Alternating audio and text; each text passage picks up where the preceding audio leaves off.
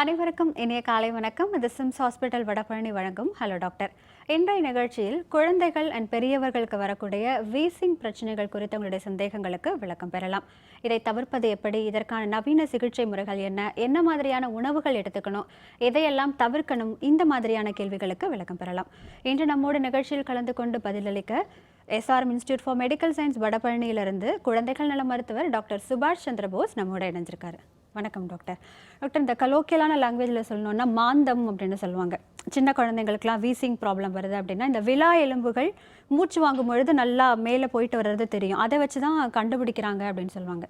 உண்மையிலேயே இதுதான் வீசிங் அப்படிங்கிறதா இல்லை வேறு ஏதாவது காரணங்கள் இருக்கா? வீசிங் அப்படின்றது வந்து டாக்டரோட ஒரு டயக்னோசிஸ், லைக் அவங்க ஸ்டெத்தை வச்சு பார்த்து சொல்கிறது.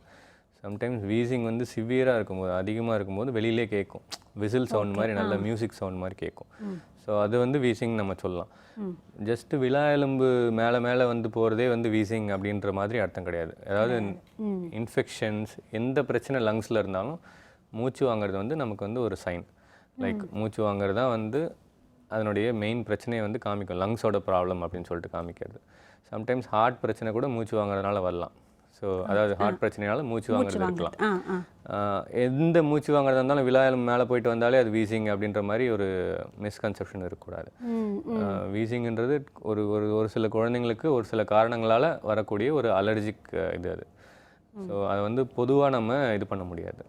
ஸோ இப்போது இந்த வீசிங் அப்படின்னு நீங்கள் சொல்லும் பொழுது குழந்தைகள், பெரியவர்கள், இல்லை சிறுவர்கள், இந்த மாதிரி 3 கேட்டகரியில் பிரித்து இவங்களுக்கு வர்றது இந்தந்த மாதிரின்னு சொல்லலாமா, இல்லை எல்லாருக்குமே வர்றது ஒரே வீசிங் பிரச்சனை தானா? யூஸ்வலாக குழந்தைங்களில் வந்து அந்த ஆஸ்மா அப்படின்ற வீசிங்கோட அடுத்த அதனுடைய டயக்னோஸ் தான் வந்து ஆஸ்மான்னு சொல்லுவோம். பெரியவங்களுக்கு இருந்தால் அது வந்து ஆஸ்மான்னு சொல்லிட்டு டிப்பிக்கலாக நம்ம வந்து பிராண்ட் பண்ணிடலாம். அப்போ அவங்களுக்கு வர்றதுக்கு பேர் வீசிங் கிடையாது. அவங்களுக்கு வர்றது வீசிங்ன்றது ஒரு சைன். அது வந்து ஒரு வீசிங்ன்றது வந்து வீஸ் இருக்குது அப்படின்றது வந்து வீஸ் வந்து லங் சைன் சொல்லுவோம். அதாவது ஸ்டெத்தை வச்சு பார்த்தா அந்த விசில் சவுண்ட் கேட்டுச்சுன்னா அது வீஸ். ஸோ அது வந்து ஒரு நம்ம கொலோக்கியலாக யூஸ் பண்ண ஆரம்பிச்சோடனே ஆஸ்மான்னு சொல்கிறதுக்கு பயந்துக்கிட்டு மக்கள் வந்து இல்லை சார் ஆஸ்மா கிடையாது வீசிங் இருக்குது. ஸோ அது ஆஸ்மான்னு சொல்லிட்டா நமக்கு எங்கே வந்து லாங் டேர்ம் பிரச்சனையாயிரும், நமக்கு வந்து ஒரு தீர்வு இல்லாமல் போயிருமோ அப்படின்றதுக்காக ஆஸ்மான்ற டயக்னோஸை ஒத்துக்க மாட்டாங்க. ஸோ அதனால் சின்ன குழந்தைங்களை வந்து வீசிங் அப்படின்னு சொல்லிட்டு நம்ம அக்செப்ட் பண்ணிப்போம். பெரியவங்களுக்கு வந்து பிராண்ட் பண்ணிவிட்டு இவங்க ஆஸ்மாட்டிக் அப்படின்னு சொல்கிறதுக்கு அந்த பிராண்ட் பண்ணுற டயக்னோஸ் தான் வந்து ஆஸ்மா. ஸோ வீசிங்ன்றது வந்து ஒரு விஷயம் which is present in the lungs. அதாவது இப்போ அது இருக்கிறதுனால நம்ம ஆஸ்மான்னு டயக்னோஸ் பண்ணுறோம், அவ்வளோதான். தொடர்ந்து பேசணும் டாக்டர். ஒரு நேயர். ஹலோ டாக்டர், வணக்கம். ஹலோ வணக்கம்மா, எங்க இருந்து பேசுறீங்க? என் பேர் நிஷா, நான் சென்னையில இருந்து பேசுறேன். என்ன சந்தேகமா கேளுங்க டாக்டர் கிட்ட. என்னோட டாக்டருக்கு வந்து 2.5 years ஆகுது. அவளுக்கு வந்து மோஷன் ப்ராப்ளம் இருக்கு. ஒரு 4-5 days கழிச்சு தான் போறா. ரொம்ப கஷ்டப்பட்டு போறா. 2.5 years ஆகுதாம்மா? 2.25 வயசு ஆக போகுது. சரி, எவ்வளவு நாளா இந்த ப்ராப்ளம் இருக்குமா? அவ பிறந்ததுல இருந்தே மோஷன் ப்ராப்ளம் கொஞ்சம் இருக்கு. ஆனா டாக்டர்கிட்ட நாங்க ஆல்ரெடி பீடியாட்ரிஷியன் கிட்ட காட்டியிருக்கோம். அவங்க என்னடா தண்ணி நிறைய குடிக்கணும், அது மாதிரி சாப்பிடுறது சரியா சாப்பிட மாட்டா, அந்த வெஜிடபிள்லாம் நிறைய சாப்பிட வைக்கணும் குழந்தைங்கள அப்படின்னு சொன்னாங்க. ஆனா இவ சாப்பிடவே மாட்டா சரியா. அதனாலயா இல்ல தண்ணியும் குடிக்க மாட்டா சரியா? பேசிக்கலாக இந்த கான்ஸ்டிபேஷன் அப்படின்றது வந்து ஹேபிச்சுவல்மா, அதாவது பழக்கத்தினால வர விஷயந்தான். எப்படின்னா முக்கியமான விஷயம் சாப்பாடு. அதாவது நம்ம ஃபுட்டோட கண்டென்ட் பொறுத்து தான் வந்து மோஷன் வந்து ஃப்ரீக்வெண்ட்டாக வருமா இல்லை வந்து கான்ஸ்டிபேட் ஆகுமான்றது சொல்லுவோம். நிறைய ஃபைபர் இருக்க ஃபுட்டு, நிறைய தண்ணி குடித்தாலே போதுமா மோஷன் நார்மலாக வந்துடும். ஒன்று. ரெண்டாவது, பால் நிறைய குடிக்கக்கூடாது. அதாவது பால் நிறைய குடிக்கிற குழந்தைகளில் வந்து கான்ஸ்டிபேட் ஆகிறதுக்கு நிறைய சான்ஸ் இருக்குது. ஸோ சாப்பிட்ட அப்புறம் ஒரு 50 ml 75 ml ஆஃப் மில்க் வந்து போதும். ஒரு நாளைக்கு வந்து மேக்ஸிமம் 200 ml வந்து குழந்தைங்களுக்கு போதும். இன்ஃபேக்ட் அதே மாதிரி நிறைய தண்ணி குடிக்கிறது, இந்த வேலைக்கு கரெக்டாக சாப்பிட்றது, ஜங்க் ஃபுட்ஸ் லைக் பிஸ்கட்ஸு இதெல்லாம் கண்ட டைமில் எடுத்துக்காமல் ஸ்நாக்ஸ் டைம்னு ஈவினிங் மட்டும் வச்சுக்கோங்க. ஸோ அந்த மாதிரி இருக்கும்போது உங்களுக்கு வந்து இந்த கான்ஸ்டிபேஷன் வந்து அவாய்ட் பண்ணலாமா. அதே மாரி இருந்துச்சுன்னா டாக்டர்கிட்ட மெடிசன் வாங்கிக்கலாம், அது ஒன்றும் ப்ராப்ளம் இல்லை. நன்றிம்மா. டாக்டர் மற்றொரு நேயர். ஹலோ டாக்டர், வணக்கம். ஹலோ வணக்கம்மா, எங்கேருந்து பேசுகிறீங்க? மேடம், நான் சிவகாசியில வந்து பேசுறேன் மேடம். என்ன சந்தேகமா கேளுங்க டாக்டர் கிட்ட. மேடம், எனக்கு பொண்ணு பிறந்து இப்ப 2.5 மாசம் ஆகுது. பிறக்கும் போது எடை 300 நார்மல் டெலிவரி தான், 300 இருந்தாங்க. அதுக்கப்புறம் அந்த 1st மாசம் ஃபுல்லா வெயிட் ஏறவே இல்ல. இப்ப 2.5 மாசம் ஆகுது, வெயிட் 4 கிலோ இருக்கா. அதான் சார் கிட்ட சரியா என்னன்னு கேட்கணும். வெயிட் ஏறவே மாட்டேன். தாய்ப்பால் தான் இப்ப குடுக்குறோம். தாய்ப்பால் மட்டும் தான் கொடுக்குறீங்களாமா? ஆமா, தாய்ப்பால் தான் குடுக்குறேன். சரி, ஒரு நாளைக்கு எத்தனை தடவைமா கொடுக்குறீங்க? பகல்ல இப்ப ஆனா சரியா குடிக்க மாட்டேன். ஒரு 6-7 டைம் குடுக்குறேன் சார். சரிம்மா. யூரின் எத்தனை வாட்டிமா போகிறாங்க? யூரின் ஆனா பொழுதுக்கு போயிட்டே தான் இருக்கா. ஓகே. ஸோ வாமிட் எதுவும் பண்ணுறதில்ல, வாந்தி எதுவும் வரதில்ல? வாமிட்லாம் பண்றது இல்லைங்க சார். யூரின் ஆனா நல்லா தான் போறா. ஆனா வெயிட் ஏறவே மாட்டேங்குது. ஏன் எதுனாலும் தெரியல. 300 இருந்து ஒரு மாசத்துல எவ்வளோமா இருந்தாங்க? மாசத்துல வரைக்கும் 1 மாசம் முடிவுல 300 தான் இருந்தா. சரி, இது வந்து ஒரு சில குழந்தைகளில் வந்து இந்த வெயிட் லேட்டாக பிக் பண்ணலாமா, ஒன்றும் தப்பு கிடையாது. நீங்கள் சொல்கிற இந்த விஷயங்கள் லைக் பால் வந்து நல்லா 6-7 தடவை 7 தடவை குடிக்கிறாங்க ஒரு நாளைக்கு 24 மணி நேரத்தில் அப்படின்னா ஒன்றும் ப்ராப்ளம் இல்லை. யூரினும் அந்த மாதிரி 6-7 தடவை போகிறாங்க அப்படின்னா கண்டிப்பாக நல்ல பால் கிடைக்குதுன்னு அர்த்தம். ஸோ பால் பத்தலை அப்படின்ற என்டைட்டியும் இருக்காது உங்களுக்கு. 4 கிலோ இப்போ என்ன 900 கிராம் ஏறி இருக்காங்க 2 மாதத்தில் அப்படின்னா நீங்கள் டாக்டரை ஃபஸ்ட்டு பாருங்கள். வேறு எதுவும் பிரச்சனைகள், ஏன்னா ஒரு சில குழந்தைங்களுக்கு வந்து மெயினாக சிஸ்டமிக் ப்ராப்ளம்ஸ் சொல்லுவோம். ஒரு ஹார்ட்டில் ஒரு ஓட்டையோ இல்லை லிவரில் ஏதாவது ப்ராப்ளமோ இல்லை லங்ஸில் வேறு ஏதாவது பிரச்சனையோ அந்த மாதிரி இருக்க பட்சத்தில் இந்த மாதிரி வெயிட் ஏறாமல் இருக்கலாம். மற்றபடி ப்ராப்ளம் எதுவும் இல்லை, குழந்தை நார்மலாக தான் இருக்குது அப்படின்னா வெயிட்டை பற்றி கவலைப்படாதீங்க, கொஞ்சம் கொஞ்சமாக ஏறிடும். நன்றிம்மா டாக்டர் மற்றொரு நேயர். ஹலோ டாக்டர், வணக்கம். ஹலோ, வணக்கம்மா, எங்கேருந்து பேசுகிறீங்க? நான் மதுரையில இருந்து பேசுறேன். என்ன சந்தேகமா கேளுங்க டாக்டர் கிட்ட. டாக்டர், என் பையனுக்கு 2 வயசு ஆகுது. சொல்லுங்கம்மா. கூப்பிட்ட மட்டும் திரும்பி பார்க்க மாட்டான். மற்றபடி டிவி விளம்பரம் ஏதாவது போட்டா மட்டும் வேகமா திரும்பி பார்த்துறான். அதனால பேசுறது ஏதாச்சும் பிரச்சனை இருக்குமா? 2.5 வயசாம்மா? 2 வயசு ஆகுது. ஓகே. கண்டிப்பாக டிவி எவ்வளோ நேரமாக பார்ப்பாங்க ஒரு நாளைக்கு? இல்ல, ஏதாவது சவுண்டு, மற்ற சவுண்டு கூப்பிட்டோன்னே திரும்பி பார்க்கறான். நம்ம கூப்பிட்டா மட்டும் திரும்பி பார்க்க மாட்டான். அதான். புரியுது. மற்ற குழந்தைங்க கூட விளையாடுறாங்களாம்மா? விளையாடுறான், அதான் நல்லா இருக்கான். சாப்பிடறதுக்கு ரொம்ப அடம் பிடிக்கிறான். சாதம் மட்டும் சாப்பிடவே மாட்டான். மற்றபடி இட்லி இதெல்லாம் சாப்பிட்றான். சரி, இது வந்து டிவி பார்க்கறதுனாலே கூட இந்த பிரச்சனை வரலாமா? அதாவது டிவி அதிகம் பார்க்குற குழந்தைகளில் வந்து இந்த அட்டென்ஷன் டெஃபிசிட்னு சொல்லுவோம். அதாவது ரொம்ப கவனமாக இருக்க மாட்டாங்க. அதாவது எந்த விஷயத்துக்கு அவங்களுக்கு தேவையோ அதுக்கு மட்டும் கவனமாக இருப்பாங்க, மற்ற விஷயத்துலலாம் அவங்களுக்கு கவனம் பெருசாக இருக்காது.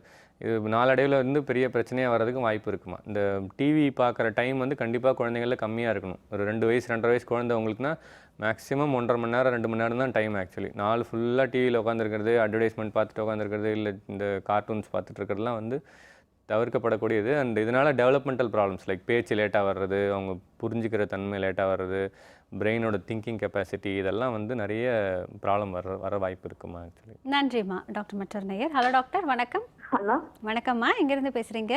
சென்னையில இருந்து பேசுறேன். என்ன சந்தேகமா கேளுங்க டாக்டர் கிட்ட. Hello doctor. சொல்லுங்கம்மா. சார், குழந்தைக்கு வந்து 2 மாசம் ஆகுது. யூரின் போட்டு 1/4 மணி நேரத்துக்கு முன்னாடி அழுகுறான். யூரின் போகிறது 1/4 மணி நேரத்துக்கு முன்னாடி அழுகுறாங்களாம்மா? ஆமா சார். சரி, யூரின் போன அப்புறம் அமைதியா இருக்க, அழ மாட்டேன்றான். போகும்போது எப்படிம்மா, ரொம்ப ரொம்ப வீல் கத்துறாங்களா இல்லை? ஆமா, ரொம்ப அழுகுறான் சார். சரி, ஃபீவர் ஏதாவது இருக்காம்மா? ஃபீவர்லாம் இல்ல சார். பாத்ரூம் போனா அதுக்கு முன்னாடி அழுகுறான் ரொம்ப. வெயிட் நல்லா ஏறி இருக்காம்மா பிறந்ததுலேருந்து? 3 கிலோ இருந்தான் சார் பிறக்கும் போது. இப்போ வந்து 4.5 கிலோ இந்த மாதிரி இருந்தான் சார். சரிம்மா, இது யூரின் போகிறப்ப குழந்தைங்க அழுகுறது வந்து நார்மல்மா. யூரின் போய் முடிச்ச அப்புறமும் ரொம்ப அழுகுறாங்க அப்படின்னா யூரின் இன்ஃபெக்ஷன் அந்த மாதிரி இருக்கிறதுக்கு வாய்ப்பு இருக்குது. யூரினோட கலரில் ஒன்றும் மாற்றம் இல்லை. யூரின் போகிறதுக்கு முன்னாடி கொஞ்சம் அழுகுறாங்க, போகும்போது அழுகுறாங்க, போன அப்புறம் ஃப்ரீ ஆயிடுறாங்க அப்படின்னா அது வந்து நார்மலான ஒரு விஷயமா அது. நன்றிம்மா டாக்டர் மற்றொரு நேயர். ஹலோ டாக்டர், வணக்கம். Hello madam. வணக்கம்மா. வணக்கங்க மேடம். என்ன சந்தேகமா கேளுங்க டாக்டர் கிட்ட. ஓகே சார், குழந்தைக்கு சளி பிடிச்சிருக்குங்க சார். சரிம்மா. வீசு இருக்குதுன்னு சொல்றாங்க. அந்த சளி வந்து மாசம் ஒரு டைம் பிடிச்சிருதுங்க. சளி பிடிச்ச உடனே இருமல் வந்துடுது, மூக்கு ஒழுக ஆரம்பிச்சிருதுங்க சார். என்ன வயசுமா குழந்தைக்கு? 10 மாசம் ஆகுதுங்க சார். 10 மாதம் ஆகுது. ஒரு தடவையும் ஜுரம் வருதா அந்த மாதிரி எதுவும் இருக்காமா? இதுக்கு முன்னாடி ஜுரம் வரல, இந்த டைம் மட்டும் ஜுரம் வந்ததுங்க சார். எப்பயாவது அட்மிட் பண்ணிருக்கீங்களாமா ஹாஸ்பிட்டலில்? இல்லைங்க சார், அட்மிட்லாம் பண்ணலங்க சார். ஏதாவது நெபுலைசேஷன் அந்த மாதிரி வச்சிருக்காங்களாமா? சரியாயிடுச்சுங்க சார். நெபுலைசேஷன் ஏதாவது வச்சிருக்காங்களாமா? இல்லைங்க சார். வீட்டில் யாருக்காவது வீசிங், அலர்ஜி, ஆஸ்மா ஏதாவது இருக்காமா? அதெல்லாம் எதுவும் இல்லைங்க சார். லைட்டா வீஸ் இருக்கு, சரியாயிரும் அப்படின்னு சொன்னாங்க சார். இது லைஃப் லாங் இருக்குங்களா? இதை பற்றி இப்போ வரி பண்ணாதீங்கம்மா. வீசிங் அப்படின்றது சின்ன குழந்தைங்கள வர்றதுக்கு தான் நிறைய வாய்ப்பு இருக்குது. ஏன்னா வந்து சின்ன குழந்தையோட மூச்சுக்குழா வந்து ரொம்ப சின்னதாக இருக்கும், நம்ம விரல் சைஸ் கூட இருக்காது. அதனுடைய உள் சுத்தளவு பார்த்திங்கன்னா ரொம்ப கம்மியாக இருக்கும். ஸோ இன்ஃபெக்ஷன் வரும்போதெல்லாம் அந்த உள் சுத்தளவு வந்து குறைஞ்சிரும். ஸோ அதனால் அந்த மூச்சுக்குழா சின்னதாகும்போது அந்த வீசிங்கிறது சவுண்டு தான், விசில் சவுண்டுன்னு சொல்லுவோம். நம்ம ஒரு சின்ன பைப் வந்து இன்னும் சின்னதாச்சுன்னா அது வழியாக விசில் மாதிரி சவுண்டு வரும், அந்த மாதிரி தான் வீசிங்கும். ஸோ ஒரு தடவை வைரல் இன்ஃபெக்ஷன் வரும்போதோ இல்லை வேறு ஏதாவது இன்ஃபெக்ஷன் வரும்போது மூச்சுக்குழாய் சுருங்கும், அதனால் வீசிங் வர்றதுக்கு வாய்ப்பு இருக்குமா. ஆனால் இது லைஃப் டைம் இருக்குமா அப்படின்றதுக்கு வந்து இப்போ பதில் சொல்ல முடியாது. ஆனால் யூஸ்வலாக 70 to 80% குழந்தைங்க, முக்கால்வாசிக்கு மேலே இருக்க குழந்தைங்க வீசிங்கை ஒழுங்காக ட்ரீட் பண்ணுற பட்சத்தில் 5-6 வயசுக்கு மேலே உங்களுக்கு வீசிங் வர்றதுக்கு வாய்ப்பு இல்லைம்மா. நன்றிம்மா டாக்டர் மற்றொரு நேயர். ஹலோ டாக்டர், வணக்கம். வணக்கம் மேடம். வணக்கம், எங்கிருந்து பேசுறீங்க? வில்லிவாக்கத்துலேருந்து பேசுகிறேன் மேடம். என்ன சந்தேகம் சார், கேளுங்க டாக்டர் கிட்ட. Hello sir. சொல்லுங்க சார், குழந்தைக்கு 7 வயசு ஆகுது. சின்ன வயசு ஒரு 3 மாசம் சளி அதிகமாகிடுச்சு, லங்ஸ்ல ஃபார்ம் ஆகிட்டு 5 இன்ஜெக்ஷன் பண்ணாங்க. 5 இன்ஜெக்ஷன் போட்டாங்களா? 5 இன்ஜெக்ஷன் போட்டாங்க சார் 3 மாசம் இருக்கும்போது. சரிங்க. அது இப்போ அப்போ சரி நல்லா இருக்குன்னு சொல்லிட்டாங்க. ஆனால் இப்போ 7 வயசு ஆகுது. இப்போ நைட்டு படுக்கும்போது எப்பவுமே சார் எப்பவுமே மூச்சு அடைச்சுட்டு தான் இருக்கும். எப்பவும் மூக்கு இதாகும். இந்த பனிக்காலம் வந்தால் ரொம்ப அதிகமாகும். நானும் சம்மரில் கூட மூக்கு அடைச்சுன்னு தான் பேசுவான். நைட்டில் மட்டும் படுக்கும்போது மட்டும் மூக்கு அடைக்கிறது. தூங்கும்போது கொரட்டை சவுண்ட் ஏதாவது வருங்களா? அதெல்லாம் ஒன்றுமே இல்லை சார். அதெல்லாம் ஒன்றும் சார். கொஞ்சம் நேரம் தூங்குறது கஷ்டப்பட தூங்கிட்டாலும் நார்மல் ஆகிடும் சார். ஓகே. டான்சில் பிரச்சனை ஏதாவது இருக்குன்னு சொல்லியிருக்காங்களா? இல்லை, அதெல்லாம் எதுவுமே இல்லை சார். ஆனால் தலையில் எண்ணெய் தேய்ச்சோன்னா மார்னிங் தலையில் எண்ணெய் தேய்ச்சோன்னா மூக்கு அரைக்குதுன்னு சொல்லுவோம் சார். தலை எண்ணெய் தேய்க்க விட மாட்டான். சரி. பேசிக்கலாக வந்து வீட்டில் வேறு யாருக்கும் அலர்ஜி தும்மல் இந்த மாதிரி எதுவும் இருக்குங்களா வீட்டில், அப்பா அம்மா சைடில்? மிஸ்ஸஸோட அப்பாவுக்கு இருந்தது சார், ஆஸ்துமா இருந்தது. சரி. இது நீங்கள் சொல்கிறதெல்லாம் வந்து அலர்ஜி சிம்டம்ஸ் மாதிரி தான் இருக்குங்க. யூஸ்வலாக நைட்டு ஏர்லி மார்னிங் தான் நிறைய இருக்குது. அதுவும் மூக்கு அடைக்கிற மாதிரி இருக்குது, தும்மல் வருது, சளி பிடிக்குது அப்படின்னா இதெல்லாம் அலர்ஜிக் ரைனைட்டிஸாக இருக்கலாம். அலர்ஜிக் ரைனைட்டிஸ்ன்றது மூக்கில் வந்து தண்ணியாக கொட்டும், நாலஞ்சு தும்மல் வரும், அப்புறம் மூக்கு அடைச்சிட்டே இருக்கும். ஸோ இது வந்து இது எல்லாமே ஒரே இதுதான். லைக் மூக்கில் வந்து அலர்ஜிக் ரைனைட்டிஸ்னு சொல்லுவோம், மூச்சுக்குழாயில் வந்தால் வீசிங்னு சொல்லுவோம். ஸோ இது வந்து சிம்டமேட்டிக்காக ட்ரீட் பண்ணணும். எவ்வளோ சிவியராக வருதோ, அதாவது மாதத்துக்கு இவ்வளோ நாள் அதிகமாக ஒரு 7 நாளைக்கு மேலே சிம்டமேட்டிக்காக இருக்காங்க, நிறைய சளி பிடிக்குது அப்படின்னா அவங்க வந்து ப்ரிவென்ஷனுக்காக ஏதாவது மெடிசன் சாப்பிட்லாம். இல்லை அடிக்கடி வரல, 2 மாதத்துக்கு ஒரு தடவை ஒரு 5 நாள் 7 நாள் தான் இருக்குது அப்படின்னா அப்போ மட்டும் மருந்து சாப்பிட்டு நீங்கள் அதை க்யூர் பண்ணிக்கலாம். நன்றி சார். டாக்டர், நீங்கள் அந்த சவுண்ட் பற்றி சொன்னீங்க இல்லையா, வீசிங் வந்தால் சவுண்ட் இருக்கும் அப்படின்னு. ஜென்ரலாக குழந்தைங்கன்னும் பொழுது நீங்கள் அந்த மூச்சுக்குழல் வந்து விரல் சுற்றளவுக்கு தான் இருக்கும், அது பெருசாக இருக்காதுன்னு சொன்னீங்க. அண்ட் இந்த வர எல்லா சவுண்டுமே வீசிங்கோட தொடர்புடையது தானா, இல்லை வேறு எந்த சவுண்ட் இருந்தாலும் அது இல்லைன்னு இக்னோர் பண்ணலாம்? மூச்சுக்குழாயில் வந்து அடைப்பினாலேயோ இல்லை அதனுடைய அந்த மூச்சுக்குழாய் சுருங்கிறதுனாலேயோ வந்து நிறைய சவுண்ட்ஸ் வரலாங்க. ஆஸ்மாவில் வர சவுண்டு வந்து வீசிங்னு சொல்லுவோம். வீஸ் அப்படின்றது அது ஒரு சைன்.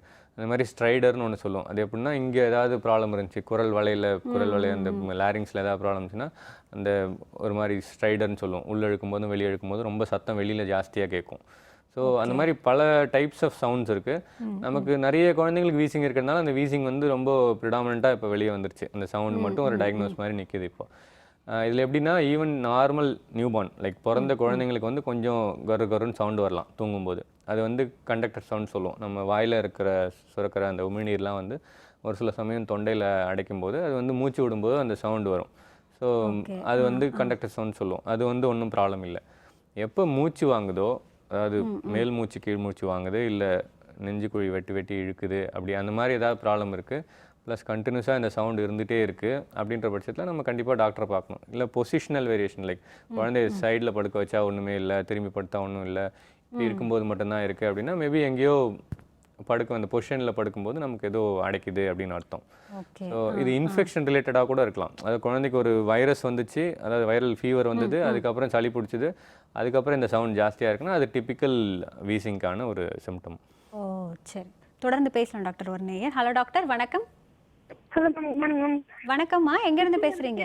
பேசுகிறேன் மேம். என்ன சந்தேகம் கேளுங்க டாக்டர் கிட்ட. சார், பையனுக்கு வந்து 45 days ஆகுது.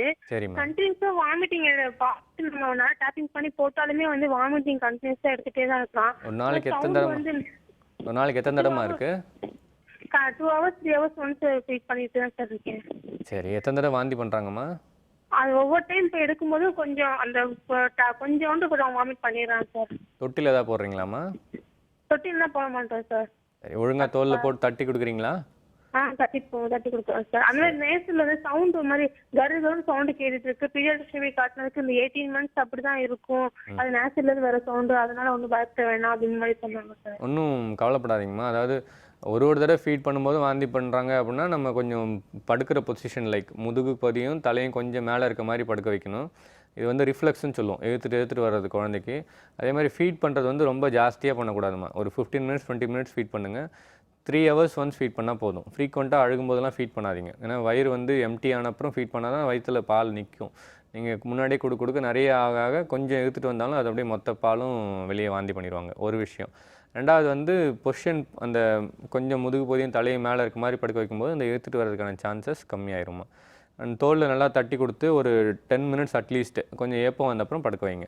இதெல்லாம் மீறியும் வருது அப்படின்னா அதுக்கு வந்து மெடிசின்ஸ் நம்ம ஸ்டார்ட் பண்ண வேண்டியது இருக்கும்.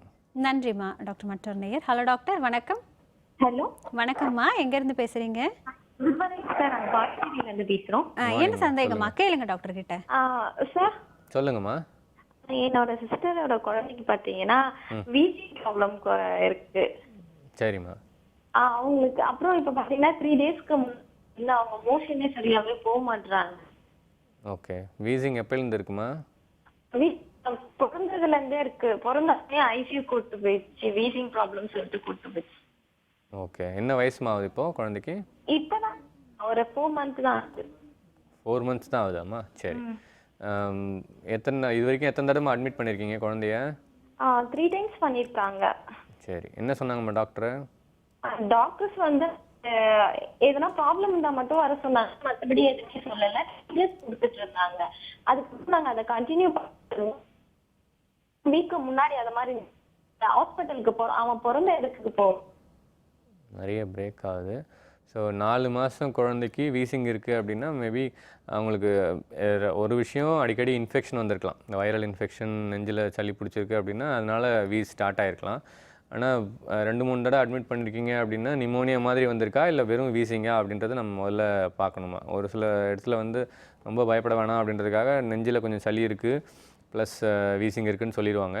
பட் நெஞ்சில் சளி இருக்குன்னா அதுதான் நிமோனியான்னு சொல்லுவோம். ஸோ அந்த மாதிரி ஒரு தடையும் வந்திருக்கு அப்படின்னா அது வந்து நம்ம வேறு சில டெஸ்ட்டெல்லாம் எடுத்து பார்க்க வேண்டியது இருக்கும். வெறும் வீசிங் தான் இருக்குது அப்படின்னா அதை ஒழுங்காக ட்ரீட் பண்ணணுமா. அதாவது ஒரு தடவை வீசிங்கும் ஒழுங்காக ட்ரீட் பண்ணிட்டோன்னா மூச்சுக்குழாயோட ஸ்ட்ரக்சர் வந்து மாறாது. அதனால் வந்து நமக்கு ப்ராப்ளம் இருக்காது பிற்காலத்தில். ஸோ ஒழுங்காக பார்த்து ட்ரீட் பண்ணாலே போதும். அதை நன்றிம்மா. டாக்டர் மற்றொரு நேயர். ஹலோ டாக்டர், வணக்கம். ஹலோ வணக்கம், எங்கேருந்து பேசுகிறீங்க? பெங்களூர்லேருந்து. என்ன சந்தேகமா கேளுங்க டாக்டர் கிட்ட. ஓகே. பாப்பா பிறந்து 7 மந்த்ஸ் ஆகுதுங்க. ஆக்சுவலா 6 கம்ப்ளீட் 7 ரன்னிங். சரிம்மா. ஆனா பாப்பா வந்து வெயிட் கெயினே ஆக மாட்டேங்கிறான். சோ பிறந்தப்ப வந்து 3.12 இருந்த வெயிட். சரிம்மா. இப்போ வந்து 6.22 தான் இருக்கான். ஓகே. சிலர் என்னன்றாங்க டூத்திங் டைம்ன்றதுனால பாப்பா வந்து வெயிட் லூஸ் ஆகுது. ஆனா பாப்பாக்கு வாமிட்டிங் இல்ல, லூஸ் மோஷன் இல்ல, ஒண்ணுமே இல்ல. இந்த 6-7 மந்த்ஸ்ல கரெக்ட்டா அந்த டைமிங்க்கு நான் ப்ரொவைட் பண்றேன். அந்த பீடியாட்ரிஷியன் போய் கேட்டாக்கா இல்ல, ஐ மீன் எதா சப்ளிமெண்டரி தான் நம்ம கொடுக்க முடியும், வேற எதுவுமே கொடுக்க முடியாது. சோ நீங்க தான் ஃபீட் பண்றதுல இருக்கணும் அப்படின்றாங்க. கரெக்டா ஃபீட் பண்ணா கூட பாப்பா வெயிட்டே கெயின் ஆக மாட்டேங்குது டாக்டர். இப்போ உங்க ஃபீட் தவிர என்னமா கொடுக்குறீங்க குழந்தைக்கு? ரைஸ் கொடுக்குறேன், செரலாக் வீட் ஃப்ளேவர் கொடுக்குறேன், ராகி மால்ட் கொடுக்குறேன், அப்புறமா குட் லைஃப் மில்க் கொடுக்குறேன். இந்த 6-7 மந்த்ஸ்ல இன்ஃபெக்ஷன் ஏதாவது வந்திருக்காமா குழந்தைக்கு? இல்ல டாக்டர், அந்த மாதிரி எல்லாம் எதுவுமே ஆக்டிவா இருக்கான். சோ இந்த வேக்சின் இன்ஜெக்ஷன் போட்டாக்க கூட சரி, ஃபீவர் இருந்தாலும் சரி, அப்போ கூட நல்லா ஆக்டிவா நார்மலா இருக்குது பேபி. இப்போ வெயிட் கெயின் மாத்திரம் தான் ப்ராப்ளம். சரி. 3.1 அப்படின்னா வந்து 1 இயரில் நம்ம டார்கெட்டட் வெயிட் வந்து 3 டைம்ஸ்மா. ஸோ 9.3 அப்படின்றதான் வந்து நமக்கு வெயிட் தேவை 1 இயரில். இப்போ 6 மந்த்ஸில் வந்து 6.2ன்றது கரெக்டாக டபுள் ஆகிருக்காங்க. யூஸ்வலாக 5 மந்த்ஸில் டபுள் ஆவாங்க. இப்போ 6 மந்த்ஸ் வரைக்கும் ஆயிருக்கு. இன்னும் 1 மாதம் தான் ஜாஸ்தியாக இருக்குது. ஸோ அதை பற்றி கவலைப்படாதீங்கம்மா. வீனிங் ஃபுட்ஸ் வந்து ப்ராப்பராக கொடுத்தீங்கன்னா, லைக் நீங்கள் நிறைய இந்த டின் ஃபுட்ஸ் அவாய்ட் பண்ணிவிட்டு வீட்டில் இருக்க சாப்பாடு பழக்க ஆரம்பிங்க. ஏன்னா வீட்டில் இருக்க சாப்பாடு தான் ஒரு வயசுக்கு அப்புறம் திரும்ப சாப்பிட போகிறாங்க. ஸோ இப்போ வந்து நீங்கள் அந்த ப்ராடக்ட்ஸ் எல்லாம் ஆர்டிஃபிஷியல் ப்ராடக்ட்ஸ் கொடுத்துட்டு அதுக்கப்புறம் 1 இயருக்கு அப்புறம் நீங்கள் வந்து வேறு ஏதாவது மாறணும் அப்படின்னா ரொம்ப கஷ்டமாயிரும். ஸோ அதனால் வீட்டில் இருக்க ஃபுட்ஸ் லைக் கஞ்சி மாதிரி ஆரம்பித்து பருப்பு சாதம், இட்லி, பொங்கல் அந்த மாதிரி ஒன்று ஒன்றா ஸ்டார்ட் பண்ணுங்கள். அதெல்லாம் ஒன்று ஒன்றா கொடுக்க அவங்களுக்கு வெயிட் கெயின் வர ஆரம்பிக்கும். அண்டு நிறைய வெரைட்டிஸ் வந்து ஒரே நேரத்தில் ட்ரை பண்ணாதீங்க, ஒன்று ஒன்றா ட்ரை பண்ணுங்கள். ஸோ இன்னும் டைம் இருக்குது நிறையா. 1 இயர் வரைக்கும் 9 கிலோஸ் 1 இயரில் வந்துட்டாங்கன்னா உங்கள் குழந்தை வந்து நார்மல் வெயிட்மா. நன்றிம்மா. டாக்டர், சில அம்மாக்கள் வந்து என் குழந்தைக்கு இது வரைக்கும் எந்த பிரச்சனையும் வந்ததே இல்லை, ரொம்ப ஹெல்த்தியாக இருக்கான் அப்படின்வாங்க. ஆனால் சில பேர் சொல்கிறது என்னென்னா, ஏதாவது ஒரு சின்ன ஜுரம், ஏதாவது ஒரு பிரச்சனை வந்தால் தான் நோய் எதிர்ப்பு சக்திங்கிறது அவங்களுக்கு அதிகரிக்கும் அப்படின்னு சொல்கிறாங்க. இது ரெண்டுமே வேறு வேறையாக இருக்குது. உண்மையிலே குழந்தைகள் ஆரோக்கியமாக இருக்காங்க அப்படின்னா காய்ச்சலோ இல்லை சளி தொந்தரவோ இதுதான் குழந்தைகளுக்கு வரக்கூடிய பிரச்சனையாக இருக்கும். இது இருக்கணுமா இல்லை இல்லாமல் இருந்தால் தான் அந்த குழந்தை ஹெல்த்தி பேபியா? இதை பற்றி சொல்லுங்கள். அதுக்கு ஒரு சின்ன பிரேக் எடுத்துக்கலாம். நேர்களை நிகழ்ச்சியை தொடர்வதற்கு முன்பாக சிறிய இடைவேளை.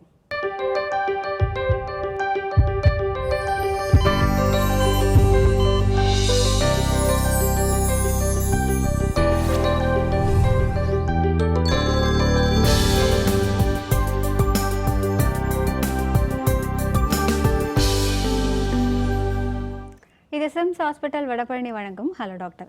டாக்டர், ஒரு குழந்தை வந்து ஹெல்த்தியான பேபி அப்படிங்கிறத எதை வச்சு சொல்லலாம் அப்படின்னு கேட்டேன். ஹெல்தியான பேபி அப்படின்றது வந்து ஃபஸ்ட்டு வந்து proper adequate weight gain. Okay. அதாவது அது வந்து டிபெண்ட்ஸ் அப்பான் அவங்களுடைய உணவு பழக்கங்கள். ஸோ அது முக்கால்வாசி நம்ம கையில் தான் இருக்குது. ஃபஸ்ட்டு 6 மாதம் exclusive breast feeding, like only தாய்ப்பால் மட்டும் கொடுக்கறது. ஒரு யூஸ்வலாக வந்து பார்த்திங்கன்னா ஒரு 95, 98, 99% குழந்தைங்க வந்து எல்லாம் சேம் இம்யூனிட்டியோடு தான் வருவாங்க. அந்த இம்யூனிட்டி எதிர்ப்பு சத்து அப்படின்றது வந்து இவங்களுக்கு அதிகமாக இருக்குது, இவங்களுக்கு கம்மியாக இருக்குன்ற மாதிரிலாம் இல்லை. எதிர்ப்பு சத்து கம்மியாக இருக்க ஒரு சில கண்டிஷன்ஸ் இருக்குது. அதாவது அந்த குழந்தைக்கு அந்த எதிர்ப்பு சத்து இல்லை, எதிர்ப்பு சத்து ப்ரொடியூஸ் பண்ணுற அந்த சிஸ்டம் இல்லை அப்படின்ற விஷயம்லாம் ரொம்ப ரேரான ஒரு டிசீஸ் ஆக்சுவலி. ஸோ அந்த மாதிரி இருக்க குழந்தைங்களுக்கு வந்து எதிர்ப்பு சத்து ஃபார்ம் பண்ண முடியாது, அவங்களால அடிக்கடி நோய்வாய்ப்படுவாங்க. அதெல்லாம் வந்து அந்த பக்கம் போயிடும். மெஜாரிட்டி குழந்தைகள் லைக் மோர் தென் 95% குழந்தைங்க வந்து இந்த பக்கம் கேட்டகரியில் தான் வருவாங்க. ஸோ எல்லாருக்கும் எதிர்ப்பு சத்து ஈக்குவலாக தான் வரும்போது அவங்கள எப்படி நம்ம உருவாக்குறோம் அப்படின்றதான் விஷயம். லைக் ஃபஸ்ட்டு 6 மாதம் எக்ஸ்க்ளூசிவாக தாய்ப்பால் கொடுக்கும்போது அவங்களுக்கு இன்ஃபெக்ஷன் வர்றதுக்கான சான்சஸ் வந்து கம்மின்னு இல்லை, இன்ஃபேக்ட் 0%ன்னு கூட சொல்லலாம். லைக் எப்படி சொல்கிறது, அவங்களுக்கு வந்து வீட்டில் யாருக்கும் ரொம்ப சிக்காக இல்லை, அவங்க இன்ஃபெக்ஷன் கொடுக்கல அப்படின்னா குழந்தைக்கா இன்ஃபெக்ஷன் வர்றதுக்கான சான்சஸ் வந்து இல்லை வெறும் தாய்ப்பால் கொடுக்கும்போது.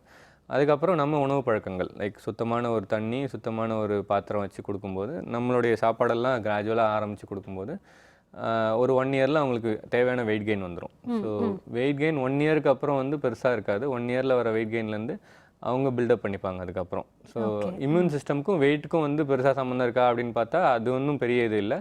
பட் ஐடியல் ஒரு குழந்தைக்கு எதுவுமே ஆனதில்லை, வைரல் இன்ஃபெக்ஷன் கூட வந்ததில்லை அப்படின்ற சுச்சுவேஷன் யாருக்குமே இருக்காது இன்ஃபேக்ட். ஓகே. ஸோ அட்லீஸ்ட் ஒரு சளி, காய்ச்சல், ஒரு தும்மல், இருமல் ஏதாவது ஒன்று இருந்திருக்க செய்யும், இல்லை ஒரு லூஸ் மோஷன் ஏதாவது வந்திருக்கும் கண்டிப்பாக. அதுலேருந்து அவங்க எப்படி விடுபடுறாங்க அப்படின்றது அவங்களுடைய இம்யூன் சிஸ்டமோடைய ஸ்ட்ரென்த்தை பொறுத்தது. நிச்சயம் தொடர்ந்து பேசலாம் டாக்டர். நேயர் ஹலோ டாக்டர் வணக்கம். ஹலோ வணக்கம், எங்கேருந்து பேசுகிறீங்கம்மா? மேடம் காரைக்குடியிலேருந்து பேசுகிறோம் மேடம். என்ன சந்தேகமா கேளுங்க. சார் சொல்லுங்கம்மா. சார் என் பையனுக்கு 2 வயசு 2 மாசமா ஆகுது சார். சரிம்மா. ஆனால் ஒரு கொஞ்சம் 1 வயசுல இருந்தே யூரின் 5 நிமிஷத்துக்கு ஒருக்கா 5 தடவை போகிறேன், 6 தடவை போகிறான். சரிம்மா. போகிறான். ஆனால் என்ன சாப்பிட்டாலும் வாமிட்டிங் வந்துட்டே இருக்கு. ஆனால் 1 வயசு வரைக்கும் செரலாக்கு இந்த மாவு ஐட்டம் அந்த மாதிரி கொடுத்துட்டு இருந்தோம். இப்போ 1.5 வயசு ஆனதுலேருந்து வீட்டில் என்ன சமைச்சாலும் இப்போ வீட்டு சாப்பாடே கொடுக்குறோம், எங்கேயுமே வெளியில வாங்குறது கிடையாது. ஆனால் யூரின் வந்து ஓயாம போய்கிட்டே இருக்காங்க சார். ஒரு நாளைக்கு எத்தனை தடவை போவாங்க? ஒரு நாளைக்கு எப்படியும் ஒரு 20 தடவை அந்த மாதிரி போறான் சார். 20 தடவைக்கு மேலதான் போறான். ஆனா நல்லா போறான். சொருக்கும் போகாம, கொஞ்சம் சொட்டாவும் போகாம, கொஞ்சம் என்னம்மா குழந்தைக்கு? அந்த மாதிரி. குழந்தைக்கு என்னம்மா வெயிட்? தண்ணி எல்லாம் நல்லா குடிக்கிறான் சார். என்ன வெயிட்டுமா குழந்தைக்கு? வெயிட் வந்து இப்போ 10 கேஜி தான் சார் இருக்கான். பிறந்தப்ப என்னம்மா வெயிட்? பிறந்தப்ப 2.15 தான் சார் இருந்தான். சரி, இந்த யூரின் பிரச்சனை எவ்வளோ நாளாமா இருக்கு? இப்போ 1 வருஷமாவே இருக்கு சார். எப்பயாவது டெஸ்ட் பண்ணியிருக்கீங்களா? யூரின் டெஸ்ட் இல்லை பிளட் டெஸ்ட் ஏதாவது பண்ணியிருக்கீங்களா? இந்த குளிர் சீசன்ல இப்போ கூட்டிட்டு போனேன் சார். அவங்க சார் சொல்லிட்டாங்க, இந்த குளிர் சீசன் முடிஞ்சு வெயில் காலத்துக்கு கூட்டிட்டு வாங்க, நான் அதுக்கப்புறம் பார்க்கணும் அப்படின்னு சொன்னாங்க. அதுக்கப்புறம் இன்னும் கூட்டிட்டு போகல. இது வந்து 2-3 காரணங்கள் இருக்கலாமா. ஒன்று வந்து குழந்தைக்கு வந்து பழக்கமே வந்து அடிக்கடி யூரின் போயிட்டு வந்துடும், அந்த மாதிரி ஒரு பழக்கம் இருக்கலாம். இல்லை ரெண்டாவது வந்து யூரின் இன்ஃபெக்ஷன் இருக்கலாம். யூரின் இன்ஃபெக்ஷன் இருக்க குழந்தைங்களுக்கு அடிக்கடி யூரின் பாஸ் பண்ணணும் அப்படின்ற ஒரு எண்ணம் வரும். அது வலிச்சு போதா வலிக்காமல் போதான்றது அவங்க சொன்னால் தான் தெரியும் நமக்கு. ஆனால் அடிக்கடி யூரின் போகிறதுக்கு யூரின் இன்ஃபெக்ஷன் வந்து மெயின் காரணமாக. இன்னொரு ரேரான ஒரு ரீசன் வந்து ஒரு சில குழந்தைங்களுக்கு சர்க்கரை வியாதி இல்லை அதுக்கான அறிகுறிகள் இருக்கும்போது அடிக்கடி யூரின் போகிறதுக்கு வாய்ப்பு இருக்குது. பட் இது வந்து டாக்டரை பார்த்து நீங்கள் யூரின் டெஸ்ட்டோ இல்லை பிளட் டெஸ்ட்டும் சேர்ந்து பண்ணிவிட்டு தேவைப்பட்டா அதை பண்ணிவிட்டு பார்க்குறது தான் ரொம்ப நல்லதுமா. நன்றிம்மா. டாக்டர் மற்றொரு நேயர் ஹலோ டாக்டர் வணக்கம். வணக்கம் மேடம். சாரதா வந்து கோயம்புத்தூர்ல இருந்து பேசுறேன் மேடம். என்ன சந்தேகமா கேளுங்க டாக்டர் கிட்ட. பாப்பாவுக்கு வயசு 7 வயசு ஆகுது மேடம். அடிக்கடிக்கு நாக்குல புண்ணு வந்துட்டே இருக்கு மேடம். எவ்வளோ நாளைக்கு ஒரு தடவை வருதுமா? 1 மாசம் ஆயிடுது சார். 1 மாசத்துக்கு ஒரு தடவை வருதா? ஆமாங்க சார். இல்லை ஒரே இடத்துல தான் வருதா இல்லை வேற இடத்துல வாயில புண்ணு வருதாமா? ஒரே இடத்துல தான் சார், அது நாக்குல மட்டும் தான் சார் வருது. அப்புறமே அது ஆட்டோமேட்டிக்கா அதுவே குறைஞ்சிடுது, மறுபடியும் 1 மாசம் கழிச்சு வந்துடுது சார். அது விட்டமின் குறைபாடுன்னாங்க சார்.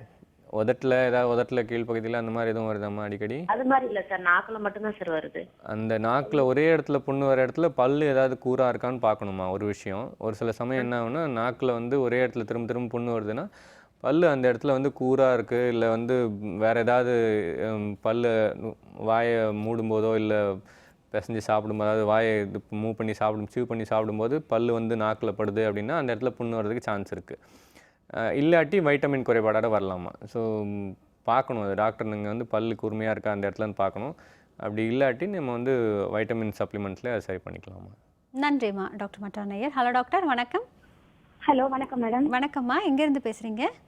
நான் ஈரோட்ல இருந்து கால் பண்றேன் மேம். நல்லதும்மா, என்ன சந்தேகம் கேளுங்க டாக்டர் கிட்ட. எனக்கு 2 பொண்ணு மேம். பெரிய பொண்ணுக்கு 4 வயசு ஆகுது. வெயிட் பாத்தீங்கன்னா 14 தான் இருக்கிறா. சளி வந்து கண்டினியூஸா இருந்துட்டே இருக்குது. டாக்டர் கிட்ட போனா சிரப் கொடுப்பாங்க, அப்புறம் ஒரு 3-4 டேஸ்ல சரியாயிடும். அப்புறம் மறுபடியும் போகும்போது அதேதான், ஒரு 10 டேஸ் சரியாகும், அப்புறம் அதே சளி இருந்துட்டே இருக்குது. திடீர்னு லாஸ்ட் டைம் போகும்போது மூச்சு விடும்போது தொண்டையில குழி விழுது. ஸோ வீசிங் இருக்கு. நீங்க ஒரு 12 இயர்ஸ் 10 இயர்ஸ் வரைக்கும் ஸ்வீட்டு சில்லுன்னு கூல்ட்ரிங்க்ஸ் அந்த மாதிரி எதுவும் கொடுக்கக்கூடாது அப்படின்றாங்க. அது உண்மையிலேயே வீசிங் தான் இருக்குமா இல்லை சளினாலதான் அந்த மாதிரி ப்ராப்ளமானு? சரி, இது வந்து உண்மையிலேயே வீசிங் தான் இருக்குமா அப்படின்னா டாக்டர் சொன்னால் அதை நம்பி ஆகணுமா ஒரு விஷயம். ரெண்டாவது வந்து இன்ஃபெக்ஷன் வரும்போதெல்லாம் ஒரு தடையும் வீசிங் வரக்கூடிய குழந்தைங்களுக்கு, அதாவது வீசிங் வர தன்மை இருக்குது அப்படின்ற குழந்தைங்களுக்கு ஒரு தடவை இன்ஃபெக்ஷன் வரும்போது வீஸ் வரதுக்கான வாய்ப்புகள் நிறையா இருக்குது. ஸோ தொண்டையில் குழி விழுது, நல்லா மூச்சு வாங்குது அப்படின்னா அதெல்லாம் கொஞ்சம் சிவியர் ஸ்டேஜஸ் குறிக்குது ஒன்று. ரெண்டாவது வந்துமா இந்த ஸ்வீட் சாப்பிட்றதுனால கூல்ட்ரிங்க் சாப்பிட்றதுனால அப்படின்ற விஷயங்கள்லாம் வந்து ரொம்ப கம்மியான ஒரு குரூப் ஆஃப் குழந்தைங்க. லைக் 100 பேர் இருந்தாங்கன்னா 95 பேர் 97 பேருக்கு வந்து food allergy, like food induced views அந்த மாதிரிலாம் வராதுமா. பட் ஆனால் அந்த கலராக இருக்க கூல்ட்ரிங்க்ஸோ இல்லை கலராக இருக்க இனிப்புகள், லைக் எக்ஸாம்பிள் வந்து ஜெல்லிஸு இல்லை மற்ற மிட்டாய்ஸ் எல்லாம் அதெல்லாம் சாப்பிடும்போது வீசிங் வர்றதுக்கு நிறைய வாய்ப்பு இருக்குது. ஏன்னா அதில் வந்து அந்த அடிட்டிவ்ஸ் ப்ரிசர்வேட்டிவ்ஸ்னு சேர்ப்பாங்க, கலராக இருக்கிறதுக்கான அந்த விஷயங்கள். அது வந்து குழந்தைங்களுக்கு வந்து அலர்ஜிமா. ஸோ அதனால் வந்து திரும்ப வீஸ் வர்றதுக்கு சான்ஸ் இருக்குது. ஜென்ரலாக வந்து ஸ்வீட்டே அவாய்ட் பண்ணணும், எதுவுமே சாப்பிடக்கூடாது, சில்லுன்னு எதுவுமே இது பண்ணக்கூடாது அப்படின்லாம் கிடையாது. உங்களை கொஞ்சம் கண்ட்ரோல் பண்ணுறதுக்காக அப்படி சொல்லியிருப்பாங்க. ஆனால் வீசிங்கை பொறுத்த வரைக்கும் ஒழுங்காக ட்ரீட்மெண்ட் எடுத்துக்கிட்டிங்க அப்படின்னா 10 வயசில் வந்து அது குழந்தை முழுமையாக விடுபடுறது கூட சான்ஸ் இருக்குமா. நன்றிம்மா டாக்டர் மட்டானையர். ஹலோ டாக்டர், வணக்கம். ஹலோ மேடம், வேலூர்ல இருந்து சசி பேசுறேன் மேடம். என்ன சந்தேகமா கேளுங்க டாக்டர் கிட்ட. Good morning doctor. மார்னிங்மா. சார், என் பையனுக்கு இப்போ 10 இயர்ஸ் ஆகுது டாக்டர். சரிம்மா. 3 இயர்ஸ்ல இருந்தே வீசிங் பீடியாட்ரிஷியன்ட்ட போய் கண்டினியூஸா ட்ரீட்மெண்ட் எடுத்துக்கிட்டே இருந்தோம் டாக்டர். நாங்க என்ன ட்ரீட்மெண்ட் எடுத்துட்டீங்க? அந்த ஒரு பஃப் மாதிரி கொடுத்தாரு டாக்டர். 6 மந்த்ஸ் வந்து இழுக்கிற மாதிரி ஒரு பஃப் மாதிரி கொடுத்தாரு டாக்டர். அது 6 மந்த்ஸ் கண்டினியூ பண்ணோம் ஒரு 5 இயர்ஸ்ல. சரிம்மா.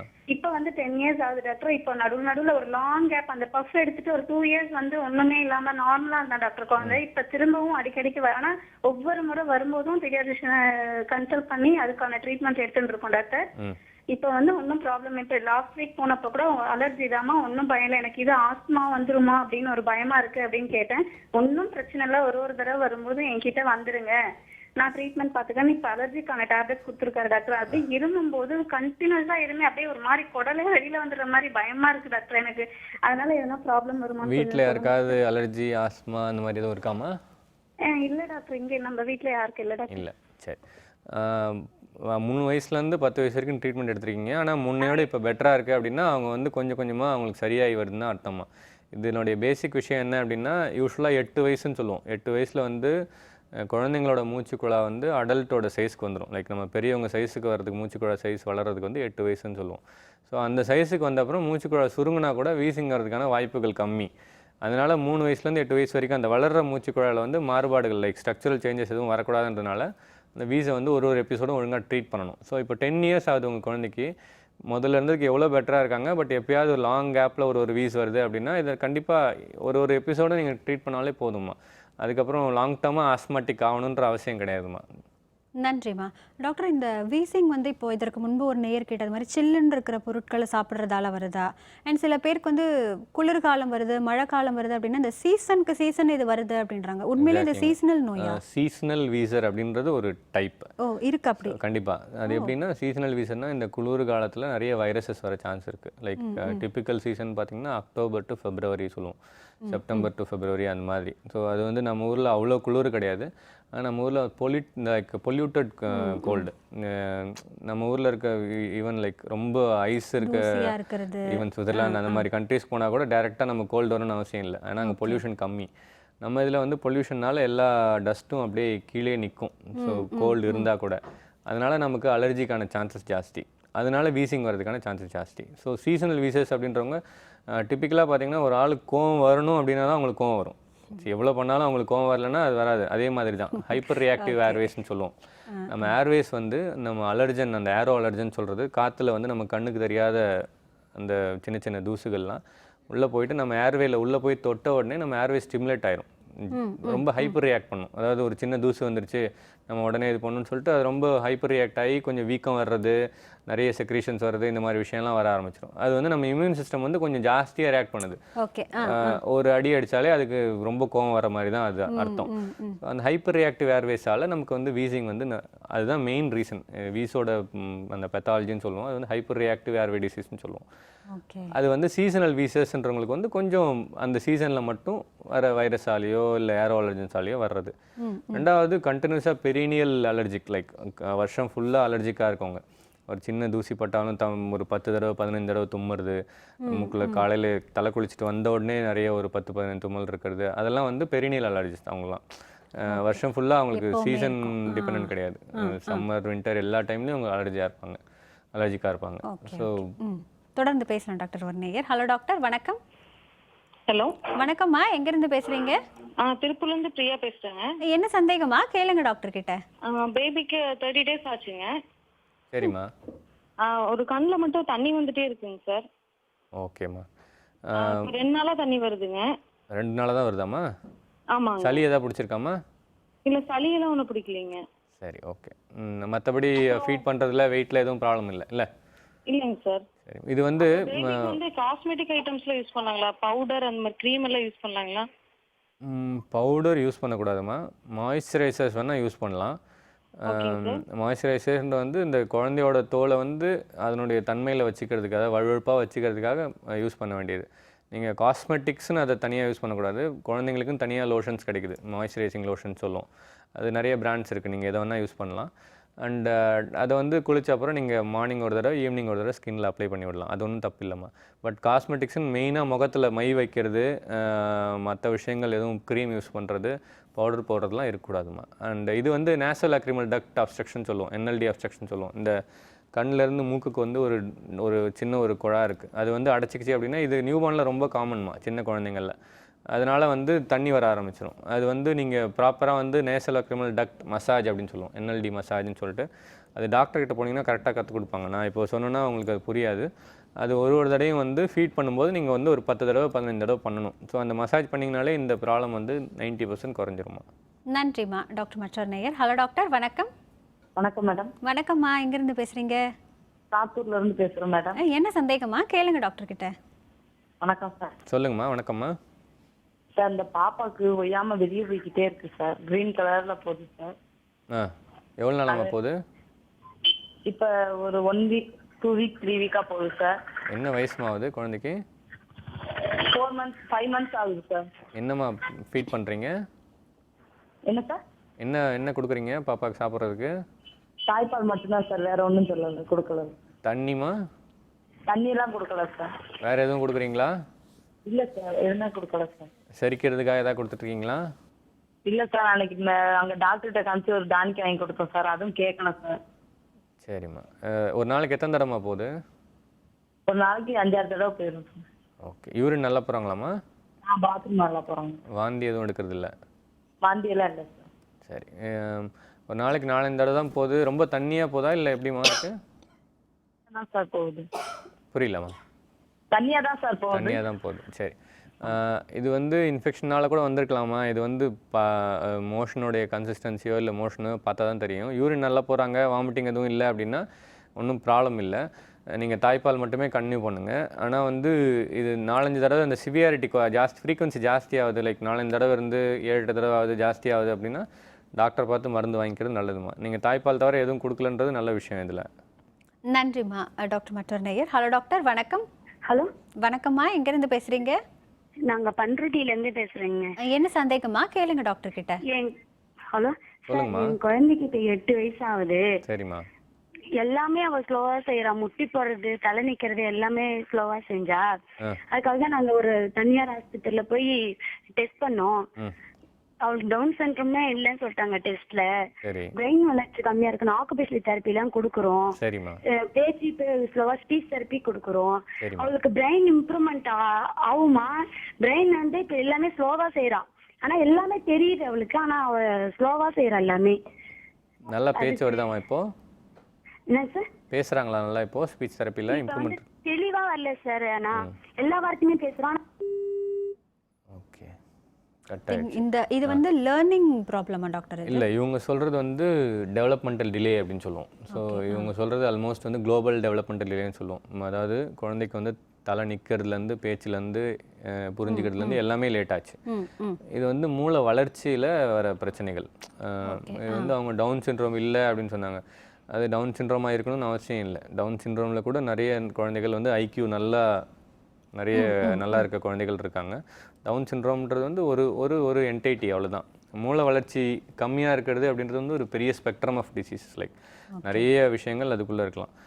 இதுக்கு இவங்க சொல்கிறது வந்து மெயினாக வந்து எல்லாமே டிலே ஆகுது, ஆனால் எல்லாம் வருது, கொஞ்சம் லேட்டாக வருது. அதாவது 2 வயசில் வர வேண்டிய விஷயம்னா ஒரு 4 வயசில் வராங்க, 4 வயசில் வர வேண்டிய விஷயங்கள்னா 6 வயசு ஆகுது. இந்த மாதிரி குழந்தைங்களை வந்து பெஸ்ட்டு வந்து முடிஞ்ச அளவுக்கு அவங்கள சப்போர்ட் பண்ணணும். லைக் இவங்க speech therapy, physiotherapy, occupation therapy இதெல்லாம் கொடுக்குறதோட ப்ளஸ் அவங்கள நார்மல் ஸ்கூல் அனுப்பணும்.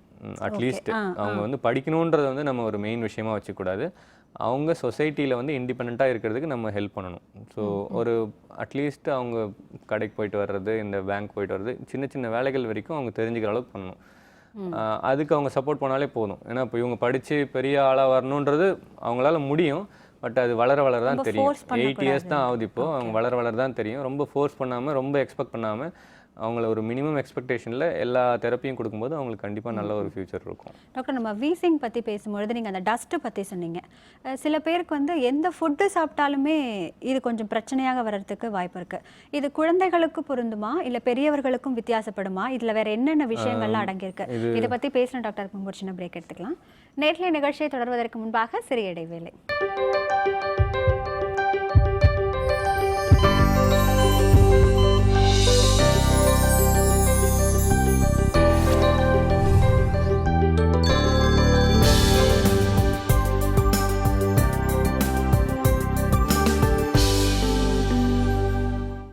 இது சிம்ஸ் ஹாஸ்பிட்டல் வடபழனி வழங்கும் ஹலோ டாக்டர். டாக்டர், இந்த அலர்ஜி ஸ்பெஷலி இந்த வீசிங்க்கு வந்து ஃபுட்டுனாலையும் வருமா அப்படின்னு கேட்டிருந்தேன். ஆமாம். ஸோ இது வந்து யூஸ்வலாக சொன்ன மாதிரி 3 to 5% மேக்ஸிமம் அப்படி வச்சுக்கலாங்க. அதாவது ஒரு ஸ்பெசிஃபிக் ஃபுட் இன்டியூஸ்டு வீஸ் அப்படின்னு சொல்லுவோம். அதாவது அந்த மாதிரி டைப் ஆஃப் ஃபுட்ஸ் எடுத்துக்கிட்டா இல்லை அந்த ஃபுட் எடுத்துக்கிட்டால் நமக்கு வீஸ் வரும் அப்படின்ற மாதிரி. எக்ஸாம்பிள் வந்து பீனட் இன்டியூஸ்டு வீஸ்ன்னு சொல்லுவோம். அது இந்த யூஸ்வலாக அப்ராடில் யூஎஸ்லாம் பார்த்திங்கன்னா நிறைய குழந்தைங்களுக்கு வந்து பீனட் அலர்ஜி இருக்கும். ஓகே, அது எடுத்துக்கிட்டாங்க அப்படின்னா அலர்ஜி வரலாம். ஒரு சில பேருக்கு வந்து citrus fruits like orange, grapes and சாத்துக்குடி இதெல்லாம் எடுத்துக்கிட்டால் வீஸ் வரலாம். ஒரு சில பேருக்கு வந்து சாக்லேட் அந்த மாதிரி விஷயங்கள் எடுத்துக்கிட்டால் வீஸ் வரலாம்.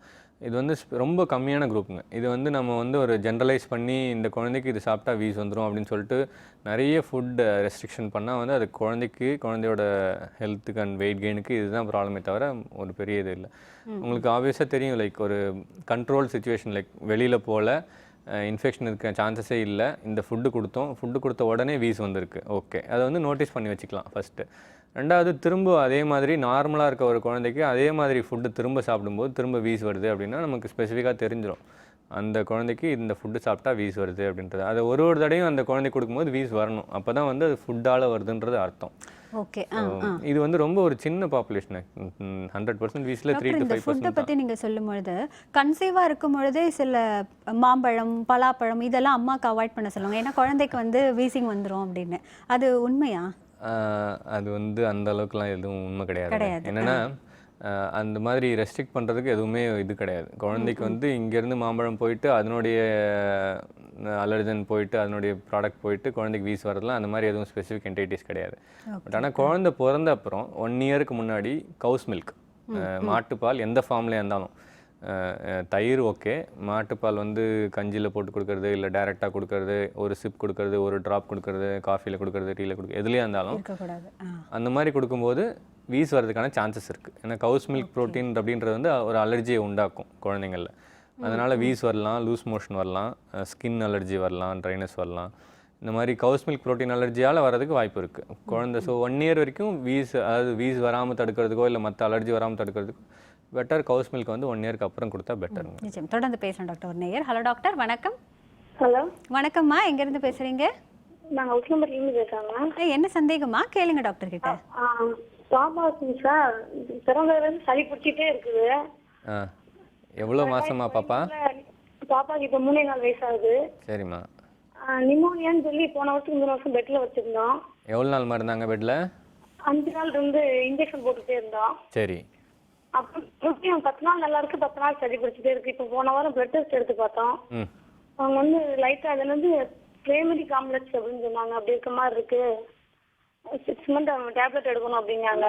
3 வயசு குழந்தை. என்னம்மா வெயிட் இருக்காங்க? 12 கிலோ சார். பிறந்தப்ப என்னம்மா வெயிட்டு? பிறந்தப்ப 3.5 கிலோ சார். 3.5 கிலோ. சரி. வீட்டில் யாருக்காவது டிபி அந்த மாதிரி ஏதாவது இருந்திருக்காமா? எங்க வீட்டுல இல்ல, எங்க நாத்தனா ஒருத்தவங்க பெரிய மாமியா மக அவங்களுக்கு இருக்குது, பக்கத்துல இருந்தாங்க. ஓகே.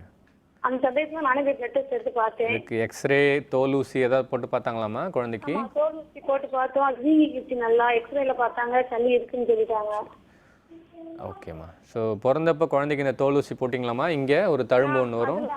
அதெல்லாம் போட்டோங்க சார். கையில பக்கத்துல போட்டுருக்காங்க சார். இது நீங்கள் சொல்கிறத பார்த்தா அந்த தோல் ஊசி போட்டு அது நல்லா வீங்கிடுச்சு அப்படின்றது வந்து குழந்தைக்கு டிபி இருக்கலாம் அப்படின்றதுக்கான ஒரு அறிகுறிமா. இது வந்து நம்ம ஃபோனில் டக்குன்னு டிபி தான் அப்படின்னு சொல்ல முடியும். ப்ரைமரி காம்ப்ளெக்ஸ் அப்படின்றது வந்து டிபியோட ஒரு பகுதி. அது அதாவது குழந்தைக்கு வந்து நெஞ்சில் வந்து கொஞ்சம் டிபிக்கான அறிகுறிகள் தெரிஞ்சு எக்ஸ்ரேயில் குழந்தைக்கு வெயிட் கெயின் ப்ராப்பராக இல்லை, அடிக்கடி சளி பிடிக்குது அப்படின்னா இந்த மாதிரி டெஸ்ட்டெல்லாம் எடுத்து பார்ப்பாங்க. மற்ற விஷயங்கள் லைக் வீசிங் வந்து ட்ரீட் பண்ணிவிட்டு வீசிங் இல்லை, இன்ஃபெக்ஷன் இல்லை, மற்ற நிமோனியாக்கான மற்ற பாக்டீரியல் காசஸ்லாம் இல்லை அப்படின்னா டிபியை வந்து ரூல் அவுட் பண்ணுவோம். ஸோ அதுக்கு எக்ஸ்ரே, இந்த தோல் ஊசி ப்ளஸ் பிளட் டெஸ்ட்லாம் பார்ப்பாங்கம்மா. இதில் எல்லாத்துலேயுமே வந்து அதுக்கான அறிகுறிகள் இருக்குது அப்படின்னா அதுக்கான மாத்திரையை ஆரம்பிப்பாங்க. ஸோ ஆனால் அந்த மாத்திரை ஆரம்பித்து நீங்கள் ஒழுங்காக 6 மாதம் சாப்பிட்ணும். ஸோ ஒழுங்காக 6 மாதம் சாப்பிட்டிங்கன்னா அது வந்து கண்டிப்பாக வந்து ஃபுல்லாக க்யூர் பண்ணிடணும். நன்றிம்மா டாக்டர். மற்றொரு நேயர். ஹலோ டாக்டர், வணக்கம். ஹலோ வணக்கம், எங்கேருந்து பேசுகிறீங்க? சரி டாக்டர், இப்போது இதற்கான நவீன மருத்துவம் அப்படின்னா என்னெல்லாம் இருக்குது? வீசிங் அப்படின்றது வந்து ஃபஸ்ட்டு அந்த டயக்னோஸை வந்து அக்செப்ட் பண்ணிக்கணும். அதாவது குழந்தைக்கு வீசிங் இருக்கா அப்படின்னா ஆமாம் அப்படின்றத முதல்ல ஒத்துக்கணும். அப்போ தான் அதுக்கான ட்ரீட்மெண்ட் எடுத்துக்க முடியும். ரெண்டாவது ஒரு வீசிங்க்கும் வந்து நம்ம எல்லா மருந்தையும் கொடுப்பாங்கன்னு பயந்துட்டு நம்ம டாக்டர்கிட்ட போகிறதோ இல்லை சொல்கிறதுக்கோ பயந்துட்டு இருக்கக்கூடாது. ஒரு சில அம்மா அப்பாக்கள் என்ன சொல்லுவாங்கன்னா, குழந்தைக்கு வந்து வீசிங் இருக்கா அப்படின்னே வீசிங்னு இல்லை கொஞ்சம் சளி பிடிச்சிருக்கு சார் அப்படின்வாங்க. இல்லைம்மா இது வரைக்கும் நெபுலைசேஷன் வச்சுருக்காங்களா? வச்சுருக்காங்க, அப்போ கொஞ்சம் வீஸ் இருந்துச்சு. ஸோ அந்த டயக்னோஸை ஒத்துக்கிறதுக்கு அவங்களுக்கு ஒரு பயம் இருக்கும். இது முதல்ல பயப்பட வேண்டிய விஷயமே இல்லை. இது வந்து ஒரு ஹெரிடிட்ரி. அம்மா அப்பாவோட ஜீன்ஸில் வந்து அலர்ஜிக்கான ஜீன்ஸ் இருக்குது, இல்லை அலர்ஜிக்கான பாசிபிலிட்டி இருக்குன்னா அது குழந்தைங்களுக்கு வர்றதுக்கு எல்லாமே சான்ஸ் இருக்குது. அந்த மாதிரி குழந்தைங்கள வீசிங் சீக்கிரமாக வந்துருச்சு அப்படின்னா அதை ஒழுங்காக ஒரு எபிசோடும் ஒழுங்காக ட்ரீட் பண்ணாலே போதும். அது ஈஸியாக 90% 80% வந்து அவங்க எஸ்கேப் ஆயிடுவாங்க ஆஸ்மாட்டிக் ஆகிறதுலேருந்து. ஒழுங்காக ட்ரீட் பண்ணலை, ஒழுங்காக அதை அந்த டயக்னோஸை வந்து அக்செப்ட் பண்ணிக்கிட்டு ஒழுங்காக அதுக்கான ட்ரீட்மெண்ட் எடுத்துக்கல அப்படின்னா பிற்காலத்தில் அவங்க ஆஸ்மாட்டிக் ஆகிறதுக்கு நிறைய சான்சஸ் இருக்குது. ஒன்று. ரெண்டாவது, இந்த மாதிரி ஸ்பெசிஃபிக் ஃபுட் இன்டியூஸ்ட் அப்படின்னு தெளிவாக தெரிஞ்சுதுன்னா ஒழிய மற்ற ஃபுட்டெல்லாம் நீங்கள் வந்து எல்லாத்தையும் கொடுக்கலாம். அது ரெண்டாவது. மூணாவது வந்து அடிக்கடி வீஸ் வர குழந்தைகள்னால் வந்து பஃபெல்லாம் எடுத்துக்க சொல்லுவாங்க. இப்போது சென்னையில் பார்த்திங்கன்னா பொல்யூஷன் நிறைய இருக்குது, வைரஸ் நிறைய இருக்குது. ஆல்மோஸ்ட் ஒன்று விட்டு ஒரு குழந்தைகள் வந்து வீசிங் ஒரு காலகட்டத்தில் கண்டிப்பாக வந்திருக்கு. ஒரு வயசுக்குள்ளே வர வீசிங் அப்படின்னா வந்து எவ்வளோ ஃப்ரீக்வெண்ட்டாக வருது, ஒரு மாதத்தில் 2 தடவை வருது கண்டிப்பாக. ஒரு தடவையும் கொஞ்சம் சிவியராக ட்ரீட்மெண்ட் தேவைப்படுது அப்படின்னா அதுக்கான மருந்துகள் பஃபெல்லாம் ஆரம்பித்தாங்கன்னா ரெகுலராக டாக்டர் சொல்கிற டைம் பீரியடுக்கு மினிமம் 3 months இல்லை 6 months அப்படின்னு ஆரம்பிப்பாங்க. அந்த மாதிரி ஆரம்பித்து அவங்க 6 மாதத்துக்கு எதுவும் ப்ராப்ளம் இல்லாமல் இருந்தாங்கன்னா கொஞ்சம் கொஞ்சமாக அந்த பஃபை வந்து குறைச்சிருவாங்க. குறைச்சி நிறுத்துறதுக்கு நிறைய வாய்ப்புகள் இருக்குது. ஸோ அதனால் அந்த ஷெடியூலுக்கு ஒழுங்காக ஸ்டிக் பண்ணாலே போதும், அவங்க ப்ராப்பராக ட்ரீட் ஆகி வெளியே வந்துடலாம். அதை ஸ்டிக் பண்ணாமல் 2 மாதம் வீஸ் இல்லாமல் இருந்தது நானே நிறுத்திட்டேன் அப்படின்னா நெக்ஸ்ட் டைம் வரும்போது இன்னும் கொஞ்சம் சிவியராக வரும். அண்டு இது வந்து ஒரு பயப்படக்கூடிய ஒரு விஷயமே கிடையாது. நம்ம உடம்போட இம்யூன் சிஸ்டம் ரொம்ப ஜாஸ்தியாக ரியாக்ட் பண்ணுது ஒரு அலர்ஜனுக்கு. அதுக்காக நம்ம பயந்துட்டு ட்ரீட்மெண்ட் எடுத்துக்காமல் விட்டிங்கன்னா பின்னாடி கண்டிப்பாக ஆஸ்மா வரதுக்கு நிறைய வாய்ப்புகள் இருக்குது. தொடர்ந்து பேசுகிறேன் டாக்டர். ஒரு நேயர். ஹலோ டாக்டர், வணக்கம். வணக்கம், கலோஷன் பேசுகிறேங்க. என்ன சந்தேகம் கேளுங்கம்மா. சார், என் பையனுக்கு 12 வயசு ஆகுது சார்.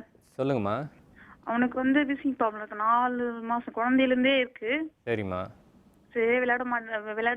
விளையாடணும் அவனுக்கு ஆசை. விளையாட போவான். அவனை பயங்கரமா மூச்சு வாங்குவோம். சும்மா ஒரு பால் தூக்கி போட்டானா போதும். பயங்கரமா மூச்சு வாங்க. அப்படியே உட்காந்துக்குவான். அப்படியே அடுத்து போய் உட்காந்துக்குவான். அப்படியே ஏதோ பெரிய வேலை செஞ்ச மாதிரி.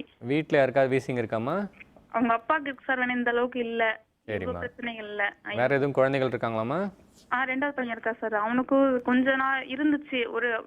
போய் குழந்தை டாக்டர் தான் பார்த்தேன். அவனுக்கு கொஞ்ச நாளே நல்லா ஆயிடுச்சு. இவனுக்கு என்னமா ட்ரீட்மெண்ட் கொடுக்குறீங்க? இப்ப தொடர்ந்து கேப்சூல் ஒன்று எடுத்துட்டு இருக்கான் சார். பையன் இல்ல, வீட்டுல வெளியில இருக்கான். டேப்லெட் மாத்திரை மறந்துட்டாதான் இவ்வளவு நேரம் பாக்குற சீட் எடுத்து கிடைக்கல. டேப்லெட் எடுத்துக்கிறாங்களா இல்ல பஃப் எடுத்துக்கிறாங்களாமா? அந்த ஒரு மாதிரி உரியிற மாதிரி எடுத்துக்கிறான் சார். சரி, செவ்வாய் வழியா. ஓகேம்மா. அதாவது காலையில எழுந்திருக்கும் போதும் கஷ்டப்படுறான். எனக்கும் அவனு 7th படிக்கிறான். எக்ஸாம் டைம்ல என்ன எழுப்ப முடியல, கஷ்டமா இருக்குது. இருந்தாலும் எழுந்துச்சு படி சொல்லிட்டு அடிச்சிருவோம் ஒரு டைம்ல. ஓகேம்மா. இப்போ 4 மாசத்துல ஆரம்பிச்ச வீஸ் வந்து நடுவில் ஜாஸ்தியாகி இப்போ குறைஞ்ச மாதிரி இருக்கா இல்லை நாளுக்கு நாள் ஜாஸ்தியாக தான் இருக்காமா? எனக்கு தெரிஞ்சு அதிகமாக தான் சார் இருக்குது. போன டிசம்பர் லாஸ்ட்ல வந்துட்டு வர அப்பெண்டிஷன் இருக்குன்னு சொல்லிட்டு ஒரு ஆப்ரேஷன் பண்ணோம். சரி. அப்போ வந்து இசிஜி பண்ணும்போது ஏதோ ஒரு 50-60 வயசுக்காரங்களுக்கு மாதிரி அந்த இசிஜியில் காட்டுதுமான்னு சொன்ன ஹார்ட் டாக்டர் சொன்னாங்க. சரி, அதுக்கும் இதுக்கும்லாம் ஒன்றும் இது இல்லைம்மா. நீங்கள் சொல்கிறதெல்லாம் வச்சு பார்த்தா நீங்கள் வந்து ஒழுங்காக ஒரு ஹார்ட்டும் ஒழுங்காக எக்ஸாமின் பண்ணிக்கணும். அதாவது குழந்தைங்களுக்கு மூச்சு வாங்குதுன்னா அது வந்து ஒன்று லங்கில் இருக்க நுரையீரலில் இருக்க பிரச்சனையால் இருக்கலாம். ரெண்டாவது வந்து ஹார்ட்டில் ஏதாவது பிரச்சனை இருந்தால் கூட இந்த மாதிரி சின்ன சின்ன வேலைகள் செஞ்சாலே அவங்களுக்கு மூச்சு வாங்கும். நீங்கள் சொன்னது வந்து ஒரு பாலை தூக்கி போட்டாலே அவன் ஏதோ பெருசாக நிறைய வேலை செஞ்ச மாதிரி அவனுக்கு மூச்சு வாங்கும் அப்படின்றது வந்து இந்த அளவுக்கு சிவியராக வீசிங்கில் வரணும்னு அவசியம் இல்லைம்மா. ஒன்று. ரெண்டாவது அதுக்கான மருந்துகள் ஆல்ரெடி எடுத்துகிட்டு இருக்காங்க அப்படின்னு சொன்னீங்க. இன்னொரு விஷயம் இசிஜி எடுத்ததில் ஏதோ பிரச்சனை இருக்குது அப்படின்னு சொன்னாங்கன்னு சொன்னீங்க. அதனால் வந்து ஒழுங்காக ஹார்ட்டை வந்து ஒரு செக் பண்ணிக்கணுமா. ஹார்ட்டை வந்து பீடியாட்ரிஷியனை காமிச்சாலே அவங்க வந்து எக்கோ எடுக்கணுமா வேணாமான்னு சொல்லுவாங்க. அதை பார்த்துட்டு எக்கோ தேவை அப்படின்னா எடுத்துக்கோங்க. ஒன்று. அதில் எதுவும் ப்ராப்ளம் இல்லை, வெறும் வீசிங் தான் இருக்குது அப்படின்னா நீங்கள் உங்கள் டாக்டரே வந்து அடுத்த லெவல் மருந்துகள் ஆரம்பிப்பாங்க.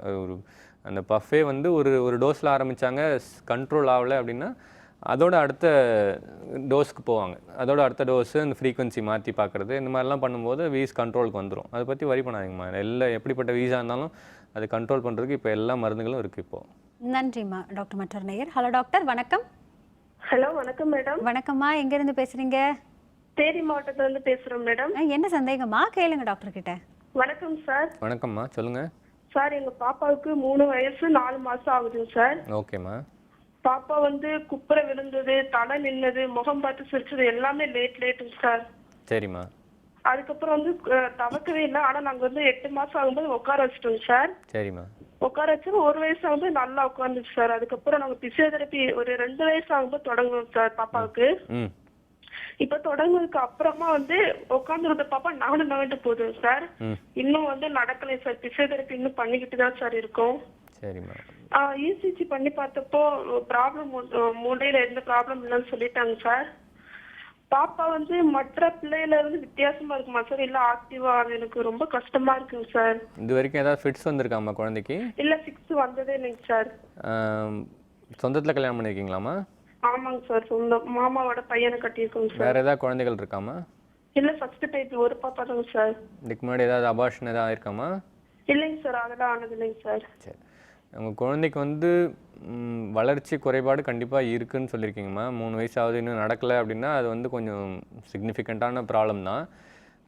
என்ன அப்படின்னா இதுக்கு வந்து நான் முதல்ல சொன்னேன், ஸ்பீச் தெரப்பி, அதாவது பேசுகிறதுக்கு நீங்கள் எல்லா ஹெல்ப்பும் பண்ணணும். ரெண்டாவது ஃபிசியோதெரப்பி, கை கால்லாம் வந்து ஸ்டிஃப் ஆகிராமல் இருக்கிறதுக்காக ஃபிசியோதெரப்பி பண்ணணும். மற்ற சப்போர்ட் எல்லாமே ஆக்குபேஷனல் தெரப்பி எல்லாமே பண்ணும்போது மற்ற குழந்தைங்களோட கொஞ்சம் டிலேவாக எல்லாமே வந்தாலும் வர்றதுக்கு நிறைய வாய்ப்பு இருக்குது. ஸோ லேட்டாக வருதுன்னு சொல்கிறீங்க, பட் வர்றதுக்கு நிறைய வாய்ப்பு இருக்குது. ஆனால் நீங்கள் முயற்சியை விட்டுறக்கூடாது. யூஸ்வலாக 5 வயசு 6 வயசுக்குள்ளே எல்லாத்தையும் பண்ணும்போது நமக்கு வந்து ஒரு டோட்டலாக ஒரு ரிசல்ட்ஸ் இருக்குமா. அண்டு மற்ற குழந்தைகள் மாதிரி இருப்பாங்களா இல்லையா, எப்படி இருப்பாங்க அப்படின்றது இப்போ நீங்கள் கவலைப்படாதீங்க. ஒரு விஷயமா இப்போ அடுத்தது நடக்கணும், அடுத்தது பேசணும் அப்படின்னு சொல்லிட்டு ஒரு டார்கெட்டாக வச்சுக்கோங்க. ஸோ அதை பண்ணட்டும். மற்ற குழந்தைங்கள பார்த்து இந்த மாதிரி வரணும் அந்த மாதிரி வரணும்னு நீங்கள் எப்பயுமே யோசிக்காதீங்க. இந்த குழந்தை மேலே ஃபுல் கான்சன்ட்ரேஷன் கொடுங்க. அவங்க ஒரு டார்கெட்டாக அச்சீவ் பண்ணிட்டோம். இந்த முதல்ல நடக்கட்டும், அப்புறம் பேசட்டும், அப்புறம் ஸ்கூல் போகட்டும், இந்த மாதிரி ஒரு சின்ன சின்ன விஷயமா பண்ணுங்கள். முயற்சி தளர்விடாமல் எல்லாமே பண்ணணுமா, அதான் முக்கியமான விஷயம். நன்றிம்மா. டாக்டர் மற்றொரு நேயர். ஹலோ டாக்டர், வணக்கம். ஹலோ, வணக்கம்மா. எங்கேருந்து பேசுகிறீங்க? நாங்கள் பனியூர்லேருந்து பேசுகிறோங்க. என்ன சந்தேகமா கேளுங்க டாக்டர் கிட்ட. ஹலோ, சொல்லுங்கம்மா. ஹலோ அம்மா, நீங்கள் டிவி பார்த்து பேசாதீங்க. ஹலோ, பேசுங்க, சொல்லுங்க. சொல்லுங்கம்மா. பாப்பாக்கு 1.25 வயசு ஆகுது. சரிம்மா. பாப்பா வந்து பிறக்கும் போது 3 kg இருந்தா. சரிம்மா. நார்மல் வெயிட் தான் சொன்னாங்க. இப்போ வந்து 1.25 வயசு ஆகுது. இன்னமும் வெயிட் வந்து ரொம்ப லேட்டா போடுறா. இப்போ 8 kg தான் இருக்கா. சரி. இப்போ என்னம்மா சாப்பிட கொடுக்குறீங்க? சாப்பாடு எல்லாமே நல்லா சாப்பிட்றா. சாப்பாடுலாம் நல்லா சாப்பிட்றாங்க. ஆக்டிவா இருக்கா நல்லா. ஆனா வெயிட் மட்டும் போடவே மாட்டா. இது வரைக்கும் எப்பயாவது அட்மிட் பண்ணிருக்கீங்களாமா? ஏதாவது இன்ஃபெக்ஷன் வந்து? இல்ல அதெல்லாம் ஒண்ணுமே இல்லைங்க. சரி. இந்த கவுஸ் மில்க் அப்படின்றது நிறைய குடிப்பாங்களாமா? மாட்டுப்பால் நிறைய குடிப்பாங்களா? இல்ல அதெல்லாம் இல்லைங்க. எப்போம்மா ஆரம்பிச்சிங்க அது? என்னங்க சார் கேக்குறீங்க? மாட்டுப்பால் எப்போ ஆரம்பிச்சிங்க கொடுக்கறதுக்கு ஃபஸ்ட்டு? 10 monthsலேருந்து கொடுக்குறேங்க சார். 10 months. சரி. 8 kilos தான் இருக்காங்க. 3 கிலோ பிறந்தப்போ 1.25 வயசுனா அட்லீஸ்ட் ஒரு 10 கிலோ இருந்தால் ஓகேம்மா. 3 கிலோ இருந்தாங்க பிறந்தப்போ. இப்போ 1.25 வயசுனா ஒரு வயசில் 9 கிலோ, 1.25 வயசில் வந்து ஒரு 9.5 கிலோ இருந்தால் கூட ஓகே. 8 கிலோ இருக்காங்கன்னா ஒரு கிலோ கம்மியாக இருக்காங்கம்மா. 1 கிலோ 1.5 கிலோ கம்மியாக இருக்காங்க. அதை பற்றி கவலைப்படாதீங்க. இன்ஃபெக்ஷன் எதுவும் இல்லை, நல்லா சாப்பிட்றான்னு ஒரு அம்மா வாயிலேருந்து வந்துருச்சுன்னா பிரச்சனையே கிடையாது. அதை பற்றி கவலைப்படாதீங்க. ஸோ நல்லா சாப்பிட்ற ஒரு குழந்தை வெயிட் மட்டும் போடல, இன்ஃபெக்ஷன் இல்லை அப்படின்னா ஒன்றும் கவலைப்படாதீங்க. அந்த மாதிரி குழந்தை விளையாட்டும், சாப்பாடு நார்மலாக கொடுங்க. வெயிட் ஏறணுன்றதுக்காக சாப்பாடு திணிக்க ஆரம்பிச்சிடாதீங்க. அப்புறம் எல்லாமே ப்ராப்ளம் அப்புறம் தான் ஆரம்பிக்கும்.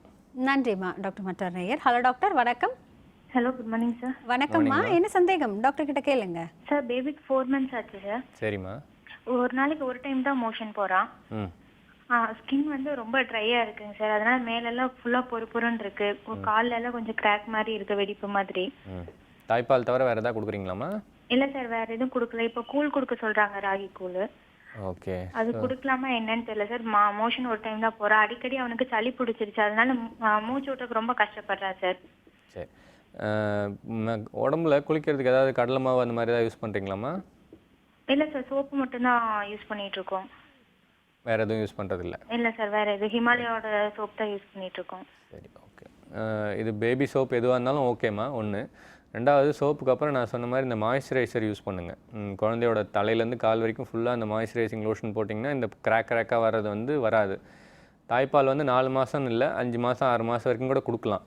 உங்களுக்கு தெரியுது நல்லாவே குழந்தைக்கு வந்து பால் வந்து அடிக்கவேட்டாக கிடைக்க மாட்டேங்குது, யூரின் கம்மியாக போகிறாங்க, வெயிட் நிறைய ஏறல அப்படின்னா நீங்கள் 5 மாதம் 6 மாதத்தில் ராகி கஞ்சி இல்லை ரைஸ் கஞ்சி அந்த மாதிரி ஆரம்பிக்கலாமா. இந்த ஸ்கின் ப்ராப்ளம் வந்து மெயினாக வந்து சோப் ஜாஸ்தியாக யூஸ் பண்ணாதீங்க, கம்மியாக யூஸ் பண்ணுங்கள். இந்த லோஷன், மாய்ஸ்சரைசிங் லோஷன் வந்து நிறைய போடுங்க. அது இன்ஃபெக்ஷன் வந்து அடிக்கடி வருதுன்னா நம்ம தாய்ப்பால் மட்டும் கொடுக்குற குழந்தையில இன்ஃபெக்ஷன் வராதுமா. கொஞ்சம் சளி இருந்தாலும் அது மூச்சுக்குழாயில் இருக்க அந்த கண்டக்டர்ஸ் தான் சொல்லுவோம். ஸோ அந்த மாதிரி விஷயங்களால் வரலாம். டாக்டரை பார்த்து அதுக்கான சொல்யூஷன்ஸ் எடுத்துக்கலாமா. நன்றிம்மா டாக்டர். மற்ற நேயர். ஹலோ டாக்டர், வணக்கம். ஹலோ, வணக்கம்மா. எங்கேருந்து பேசுகிறீங்க? திருச்சியில இருந்து பேசுறேன் மேடம். என்ன சந்தேகமா கேளுங்க. Hello doctor. சொல்லுங்கம்மா. என் குழந்தை இப்பதான் 8 மாசம் முடிஞ்சு 9 மாசம் ஆரம்பிச்சிருக்கு டாக்டர். ஓகேம்மா. எதுவுமே சாப்பிட மாட்டேங்கிறா டாக்டர். என் பால் மட்டும்தான் டாக்டர் குடிக்கிறா. வெயிட் வந்து 6.880 தான் சார் இருக்கிறா. பிறந்தப்ப என்னம்மா வெயிட்டு? பிறந்தப்ப 3.200 கிராம் இருந்தா சார், திருச்சியில. சரிம்மா. இப்போ உங்க பால் தவிர வேற என்னம்மா கொடுத்தீங்க? என்ன ஸ்டார்ட் பண்ணீங்க? செர்லாக்கும் வாங்கி கொடுத்து பார்த்தேன், குடிக்கல. இட்லியும் கொடுக்குறேன், பிடிக்கல. லாக்டோஜனும் குடிக்கிறேன் டாக்டர், பிடிக்கல. தண்ணி கூட குடிக்க மாட்டேங்கிறா சார், அப்படியே துப்புரா. எனக்கு என்ன பண்றதே தெரியல. டாக்டர்கிட்ட கேட்டா விட்டமின் டானிக்லாம் கொடுத்தாங்க. ரொம்ப பெரிய டாக்டர் இங்க திருச்சியில தான் காமிச்சிட்டு இருக்கோம், தில்லை நகர்ல. நீங்க வீட்டு சாப்பாடு எதுவும் ஆரம்பிக்கலையாமா? இட்லி கொடுக்குறேன் சார், பருப்பு சாதம் கொடுக்குறேன் சார். ஃபுல்லாவே வாங்க மாட்டான்னு சொல்ல முடியாது, ஒரு வாய் தான் சார் வாங்குறா மொத்தமாவே. இதுக்கு வந்து பல காரணங்கள் இருக்கலாமா. அதாவது அந்த நேரத்தில் குழந்தைக்கு பசிக்காமல் இருக்கலாம். ஒன்று, குழந்தை விளையாடுற மூடில் இருக்கலாம். நம்ம வந்து ஏற்கனவே சொல்லியிருக்கேன், குழந்தைக்கு செஞ்சிட்டோம் சாப்பிட்டாகணும் அப்படின்னு நம்ம ஒரு கிண்ணத்தில் எடுத்து வந்து உட்காந்துட்டு அந்த நேரத்தில் நீ எல்லாத்தையும் முடிக்கணும்னு எதிர்பார்க்காதீங்க. ஒரு வாய் கொடுத்தீங்க, எடுத்துக்கிட்டா பிடிக்கல அப்படின்னா விட்டுருங்க. ஒரு மணி நேரம் 2 மணி நேரம் அந்த டைமுக்கு மதியான சாப்பாடுனா 1 மணிக்கே முடிச்சிடணும்லாம் எதிர்பார்க்காதீங்க. 1 மணி நேரம் 2 மணி நேரம் கழித்து திரும்ப பாருங்கள். ஏன்னா குழந்தைக்கு பசி அப்படின்றது தெரிஞ்சால் தான் சாப்பாடு அப்படின்றது நல்லா இறங்கும். உங்கள் ஃபீட் நல்லா எடுத்துக்கிறாங்க அப்படின்னா 8 months 9 monthsக்கு நீங்கள் வந்து ஒரு 3 தடவை 4 தடவை மேக்ஸிமம் ஃபீட் பண்ணலாம். ஆனால் மீதி 3 தடவைக்கு அட்லீஸ்ட் ஏதாவது சாப்பிட கொடுக்கணும். காலையில் நீங்கள் எந்திரிச்சோன்னே டேரெக்டாக வந்து உங்கள் ஃபீட் பண்ணாமல் வெறும் வயிற்றில் சாப்பாடு ஆரம்பிங்க. பிரேக்ஃபாஸ்ட் வந்து எதாவது கொடுங்க, இட்லி இல்லை பொங்கல் உப்புமா ஏதாவது கொஞ்சம் கொடுங்க. ஒரு சின்னதாக ஒரு 4-5 வாய் எடுத்துக்கிட்டோம் போதும். அதுக்கப்புறம் உடனே உங்கள் ஃபீட் பண்ணிவிட்டு ஒரு 3 மணி நேரம் கேப் விடுங்க. நடுவில் எதுவும் கொடுக்க ட்ரை பண்ணாதீங்க. நடுவில் ஒரு பிஸ்கட்டு அப்புறம் கொஞ்சம் பால் இந்த மாதிரி விஷயங்கள்லாம் கொடுத்துட்டீங்க அப்படின்னா லஞ்சு திரும்ப போகாது. குழந்தையோட வயிறுன்றது ரொம்ப சின்னதுமா. நீங்கள் எதிர்பார்க்குற அளவுக்கு சாப்பிடணும்னு எதிர்பார்க்காதீங்க. 3 மணி நேரம் கேப் விட்டு அவங்க எவ்வளோ எடுத்துக்கிறாங்களோ எடுத்துக்கிட்டோம். திரும்ப ஒரு டைம் பீரியட் கொடுங்க. கொடுத்துட்டு அப்புறம் திரும்ப சாப்பிட கொடுங்க. பழக்கம் ப்ராப்பராக இருந்துச்சுன்னா அவங்க ஒழுங்காக சாப்பிட ஆரம்பிச்சிருவாங்கம்மா. நன்றிம்மா. டாக்டர், இன்னைக்கு வீசிங் பற்றி நிறைய தகவல்கள் சொல்லியிருக்கீங்க. எதெல்லாம் எடுத்துக்கணும், எதெல்லாம் தவிர்க்கணும் அப்படிங்கிற நிறைய விஷயங்கள். அண்ட் குழந்தைகளுக்கு வரக்கூடியது, பெரியவர்களுக்கு வரக்கூடியது, இப்படி அதாவது நம்ம இதுதானோ அப்படின்னு நினச்சிக்கிட்டு தவறான புரிதல்களோடு இருப்போம். இன்னைக்கு நீங்கள் கொடுத்த கைடன்ஸில் எல்லாமே சரியாக அமைஞ்சிருக்கும்னு நினைக்கிறேன். இன்றைய நிகழ்ச்சியில் கலந்து கொண்டதற்கு நன்றி டாக்டர். வணக்கம். நேரில் இந்த வீசிங் அப்படிங்கிறத பொறுத்த வரைக்கும் சிகிச்சை முறைகள்ங்கிறது ரொம்ப ரொம்ப அவசியமானது. அது 6 மாதமோ இல்லை 1 வருடமோ அதை நிறுத்தாமல் சரியாக எடுத்துக்கணும் அப்படிங்கிற தகவல்களை கேட்டிருப்பீங்க. மீண்டும் அடுத்த ஹலோ டாக்டர் நிகழ்ச்சியில் சந்திக்கலாம். அதுவரை நன்றியும் வாழ்த்துக்களும்.